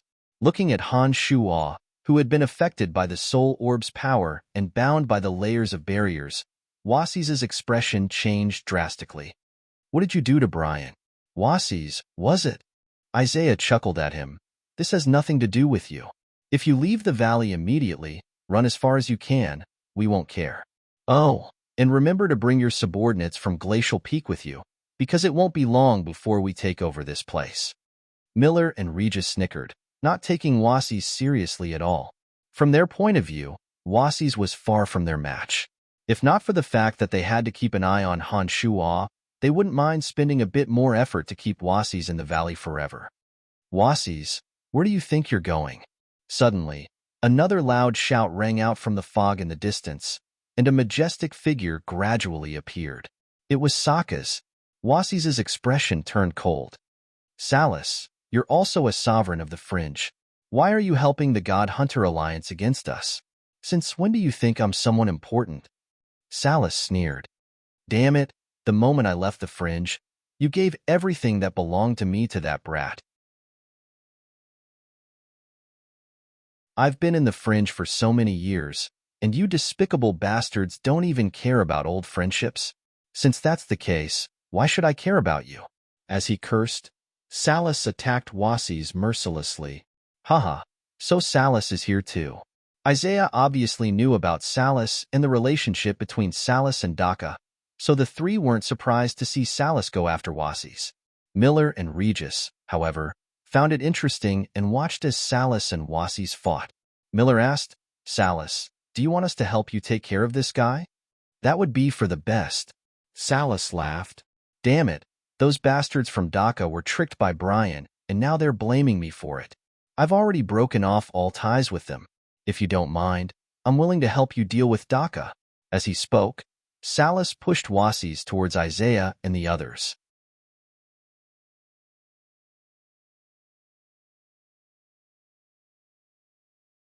Chapter 967. That's great. Isaiah was moved. If Salus was willing to go with them, their chances of victory against Daka and the other two would greatly increase. The three of them knew that Tanai's barrier wouldn't be able to trap the three of them for long. They had to be prepared in advance so that they wouldn't lose. At the thought of that, Isaiah gestured to Miller and Regis to help Salus get rid of Wasis as soon as possible. While Wasis alone wouldn't be able to affect their plan much, an enemy overgod wasn't a good idea. It would be best if they could kill him. Haha, Wasis, I told you to leave earlier, but you wouldn't listen. You can't blame us for this. Regis let out a long laugh and suddenly flew out from Isaiah and Miller's side, shooting a bolt of lightning towards the approaching Wazer. Both Regis and Sokka's cultivated in the energy of thunder and lightning. The pincer attacked from the front, and the back immediately put Wazer in a difficult position. Miller narrowed his eyes. He wasn't in a rush to join the fray. Instead, he slowly moved in a certain direction. That direction was the only way for Wasis to escape. Miller's eyes were extremely sinister, and he firmly blocked his escape route. A hint of panic flashed across Wazer's eyes. He seemed to have become timid under the pincer attack of the three. The icy aura emanating from his body dissipated, and so did his aura. The smile on Regis' face grew even more cheerful.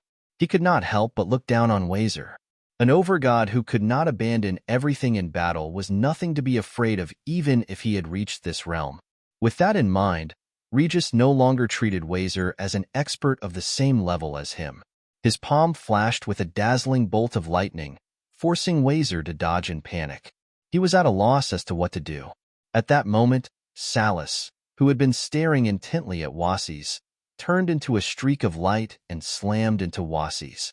The thick bolt of lightning on his arm struck Wasis's chest, causing Wasis to spit out a mouthful of blood. Wasis, to think you'd have such a day. Salas smirked as he struck Wasis's chest with his thick arm. His fist stuck close to Wasis's chest, and the immense force sent Wasis flying towards Regis. Send him on his last journey, Regis. Salas sneered at Wasis. Regis was facing Wasis's back, while Wasis and Salas were stuck close together. From the lightning bolts shooting out of Wasis's body, it was obvious that he was heavily injured and had temporarily lost the ability to fight back. All right, Regis answered readily, thinking that Wasis was only a... He hadn't expected his defenses to be broken so quickly. Isaiah glanced at the sky, a look of surprise on his face. He hadn't expected Wasis to be so easily defeated by Salas and Regis. On the other side, Miller was smiling coldly. He was no longer on guard. It was obvious that Wasis was on the verge of collapse, and there was no need for him to guard Wasis's only escape route. Right at this moment, a sudden change occurred. A bone-chilling mist suddenly flew out from Wazer's back and enveloped the defenseless Regis in the blink of an eye. Just as Regis was about to deal Wazer a fatal blow, his body was suddenly covered in a layer of ice. It was as though he had turned into a giant ice statue. Wisps of cold air emanated from his body. Not good. Isaiah was shocked. He could no longer care about Han Shuo, who was being absorbed by the soul sphere, and hurriedly flew into the sky. Miller's expression changed as well. Knowing that something was wrong, he charged at Regis, shouting, "Salas, you're courting death." Hee. Sokka's strange laughter rang out. It was a sinister and proud laugh. Suddenly, Wasis, who had been coughing up blood, turned around and tilted his body slightly, revealing Salas. A giant icicle appeared out of nowhere, stabbing into the frozen Regis. At the same time, Salas attacked, and a huge bolt of lightning descended from the sky, striking Regis's head. Crack, crack. Crisp cracking sounds came from Regis's bones, and blood spurted out from the joints of his hands and feet. When the ice on his body shattered, Regis's eyes had lost their color, and 2 streams of blood flowed down his neck and into his chest. Regis had lost all ability to fight with that one strike. "Salas, you're tired of living." Isaiah howled as the power of the earth poured into his arm. In an instant, his arm became 5,000 kilograms heavier, giving off the feeling of a mountain. "Who's tired of living? You'll know soon enough." Salas sneered. He glanced at Wasis, who was wiping away the blood at the corner of his mouth.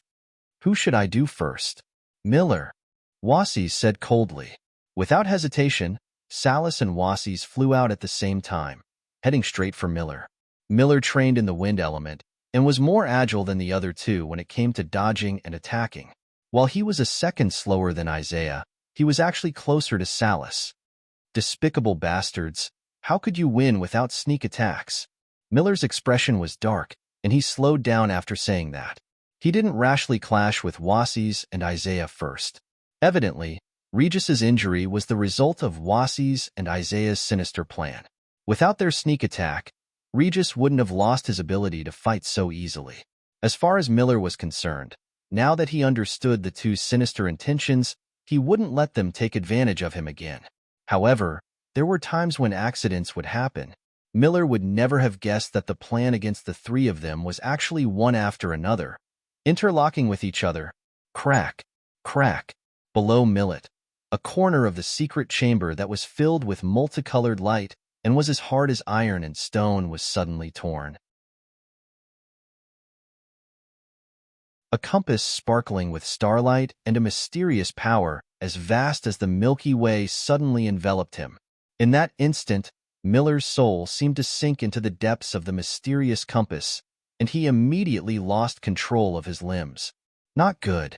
Miller subconsciously sensed that something was wrong. He could feel his soul sinking, as well as the threat from Wasis and Salas. The wind element he'd painstakingly cultivated for so many years condensed at an extraordinary speed, forming layers of gray wind barriers that covered his body. A bone spear was thrown out from the secret chamber below. As soon as the bone spear was thrown out, all the elements of death in the valley trembled. It was as if the weakest elements of death in the world had been given life, dancing happily along with the trajectory of the bone spear. Asterisk splat. Asterisk the bone spear pierced through Miller's wind barriers, and in the blink of an eye, it was gone. Miller was completely exposed in front of Salas and Wasis. Dodge! Isaiah screamed, charging towards Miller as fast as he could. Suddenly, an evil, sinister, and ruthless energy was released from behind Isaiah.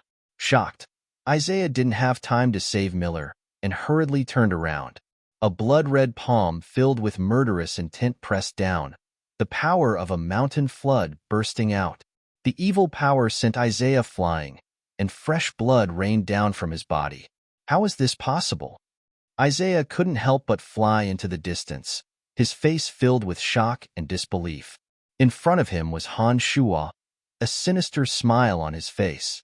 On the other hand, the other Han Shua was still imprisoned by the soul sphere on the ground beneath his feet. Ah! A scream that tore through the heavens came from Miller's mouth. At the same time, Miller's blood splattered across the sky, and he fell powerlessly to the ground. Suddenly, a slightly smaller hole suddenly split open in the secret room that contained the five-colored divine light. 3 blood-red claws appeared out of thin air, grabbing at Regis, Isaiah, and Miller at the same time, grabbing them tightly and stuffing them into the hole. As soon as the 3 entered, the hole closed up and became as smooth as a mirror, not leaving a single crack behind. Done. Han Shua grinned as he launched a sneak attack on Sant. A ray of black light shot out from his hand towards the glowing soul sphere. Asterisk boom. Asterisk the soul sphere exploded into pieces. Wisps of mysterious light dispersed from the sphere. Green light flashed in the eyes of the other Han Shua. He opened his mouth and sucked in the wisps of mysterious light. The memories that he had devoured from his soul were all regained by him, not a single bit less. The avatar smiled and turned into a faint silhouette that floated back into his main body, disappearing into his chest. Isaiah, Regis, and Miller. Hee, the 3 of you are now heroes of the Godhunter Alliance. He lowered his head to look at Little Skeleton, who walked out of the central chamber and said, "Since you want to take over the Godhunter Alliance, I will spare the lives of the 3 for now. When this war is over, we will have plenty of ways to make them submit." "Thank you, Father." Little Skull was delighted. With a wave of his hand, he retrieved the bone spear that had pierced through Miller's defenses. The crimson hand that had stuffed Isaiah, Regis, and Miller into the secret room suddenly transformed into strands of ki that flowed towards the sky annihilation formation that imprisoned Daka. Most of the ki in the spacious secret room flowed back into the various regions of Pandemonium, leaving only a small portion in the small stone room where the 3 were imprisoned. "Thank you for your hard work. I didn't expect that you 2 would be so talented in this field. Even I almost believed you," Han Shua said to Wazer and Salas after he was done with most of the business. Wasis had a strange look on his face, as if he was embarrassed by Han Shua's praise. He pointed at Asura, who was still fighting Acer, and asked, "What about him? He deserves to die more than anyone." Han Shua's face turned cold.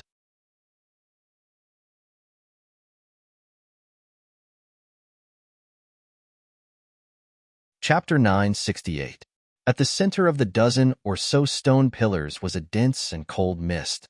While Asura dealt with Acer's desperate attacks, he carefully observed the stone pillars around him, fearing that they would release more energy and obstruct his escape route. Asura felt extremely helpless. He really couldn't understand why he would suddenly fall into this area and why he would run into Acer. His plan against Han Shua was completely useless now. He had no choice but to face Acer's desperate attacks. At the center of this strange formation, the strength of the 2 of them was restrained. Every time they fought with their lives on the line, the surrounding 10+ towering stone pillars would suddenly release strands of strange energy, causing their bodies to tense up, and they would usually be seized by the other party to suffer a strike. After a while, Asura and Acer, who were evenly matched, had more or less bloody wounds on their bodies. Half of their injuries were from their opponent's attacks, while the other half were from the bloody light that shot out from the stone pillars. Asura didn't want to continue fighting Acer. From the beginning, he had been trying to find a way out of the formation. Unfortunately, the formation was indeed miraculous, and Acer was relentless in his pursuit. He couldn't focus all his energy on that. Therefore, even though he wanted to leave, he couldn't do it. Acer, I don't want to fight with you anymore. Don't keep pestering me. Asura sent a ray of light into the ground. Another 2 earthen giants formed from the energy of the earth stood up and stood in front of Asura like a small hill. Acer, who was hidden in the boundless darkness, groaned. Asura, you are a sovereign of the fringe and have a very good relationship with the master of pandemonium, Brian. Once you leave this place, you will immediately ally with Brian to deal with me. Asura, do you really think I'm stupid? Asura smiled bitterly. He wanted to explain that he no longer had anything to do with Han Shuo, but he also felt that it wouldn't be appropriate to tell Acer about this before he could frame Han Shuo. Besides, he also felt that even if he said that he had betrayed Han Shuo, Acer wouldn't necessarily believe him. That was why Asura was hesitating. Seeing that Asura didn't say anything, Acer's attacks became even more ferocious. The surging dark energy was like his tentacles, waving towards Asura. He released all his energy in an attempt to injure Asura and then leave this place. It was at this moment that the ghostly images carved on the surrounding stone pillars seemed to come to life. Under the dense dark energy, they suddenly started wailing and wailing. The shrill, ear-piercing sound was so terrifying that it made one shudder. Asura and Acer immediately sensed the changes in the stone pillars. Their expressions changed slightly. Since the start of the battle, although the surrounding stone pillars had been affecting them from time to time, the effects weren't particularly fierce. Therefore, the battle between the two could continue. The ghostly images suddenly howled and caused the stone pillars to erupt with an extremely cold and sinister energy. This energy made Asura and Acer feel a strong sense of threat. The two looked at each other and seemed to realize something at the same time. The two temporarily put some distance between themselves, not in a hurry to continue fighting. A tall figure gradually appeared behind one of the towering stone pillars. Suddenly, the power of the 17 towering stone pillars seemed to have found a point of convergence and surged towards the blurry figure. "Great, you're finally here," Asura shouted in pleasant surprise. "It's great that you're all right. I was being chased by Isaiah and the others and was planning to retreat for a while. I didn't expect to fall into this place and run into Acer." Asura could sense that the newcomer was Han Shuo. Acer's expression changed and his heart went cold.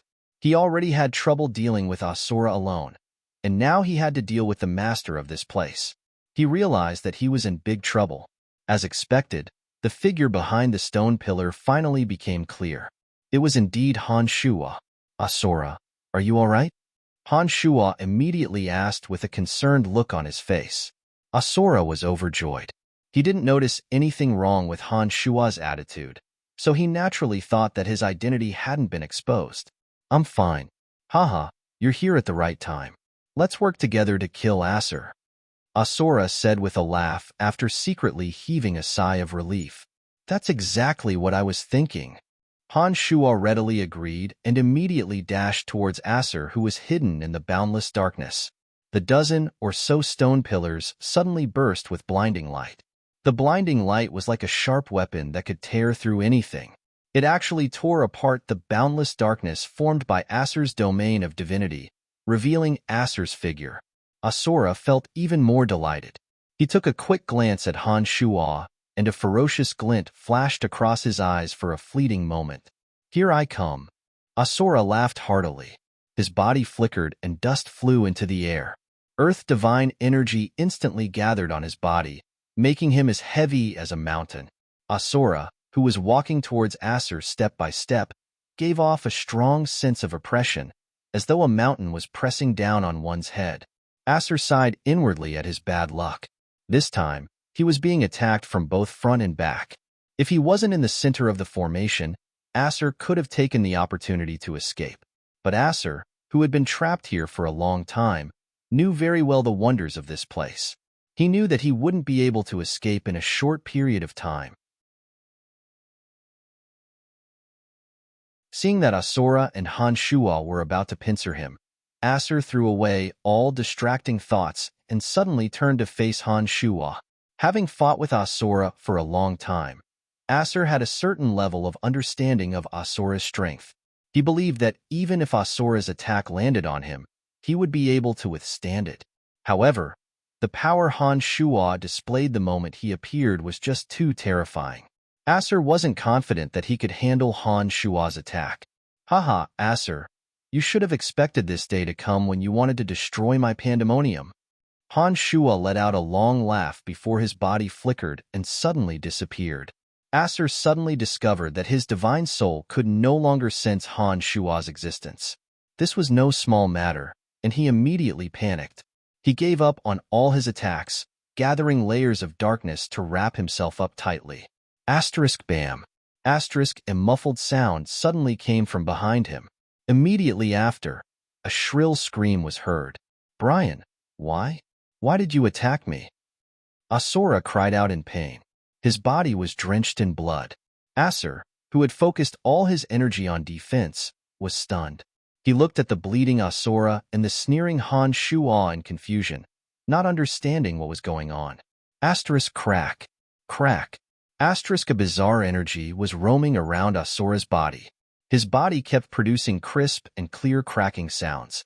Soon after, even more blood flowed out from Asura's mouth and nose. While dodging Han Shuo's attacks, Asura roared in anger as though he had been wronged. Asura, I've always respected you as a guide. It was you who didn't know how to appreciate it. Han Shuo said coldly, his eyes as cold as ice.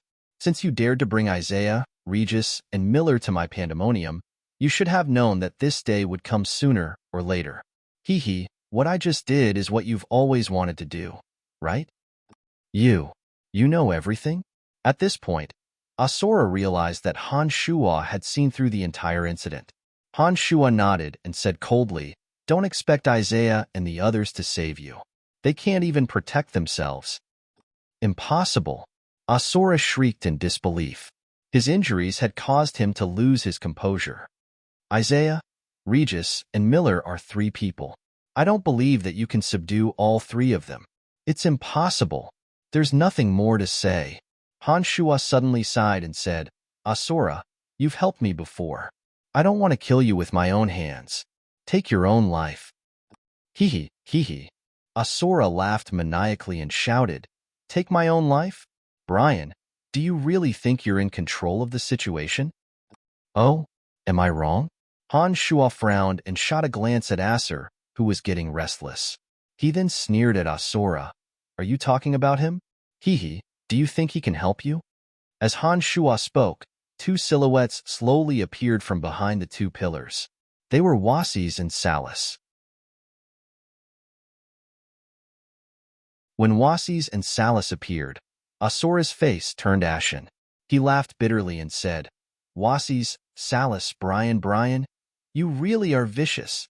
I really can't imagine that you could not only hook up with Wasis, but also pull Salas to your side. Acer's expression also changed. He looked at Salas in disbelief and shouted, it's you. Why would you help him? Even though he wasn't from the Fringe, he knew that Salas and Han Shuo hated each other. Otherwise, he, Daka, and Dagmar wouldn't have allowed him to participate in the war against the Fringe. Now, these 2 enemies were standing together. This was too surprising for Acer. Didn't you already know that?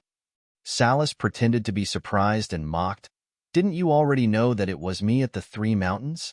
Why are you so surprised now? Acer's body trembled when he heard that. He was so angry that he wanted to vomit blood. It really was you? They had only framed Salas to find a scapegoat for their failure. They didn't really see Salas as a traitor. Haha, of course it was me. If it wasn't for me, you wouldn't have lost half of your men before you even entered the pandemonium. Salas laughed heartily. When he thought about how the 3 of them had targeted him as soon as he got into trouble and looked at him now, he felt extremely satisfied. You're tuning into the Warrior Lore YouTube channel. Don't forget to subscribe and join us on this journey to catch the most captivating stories.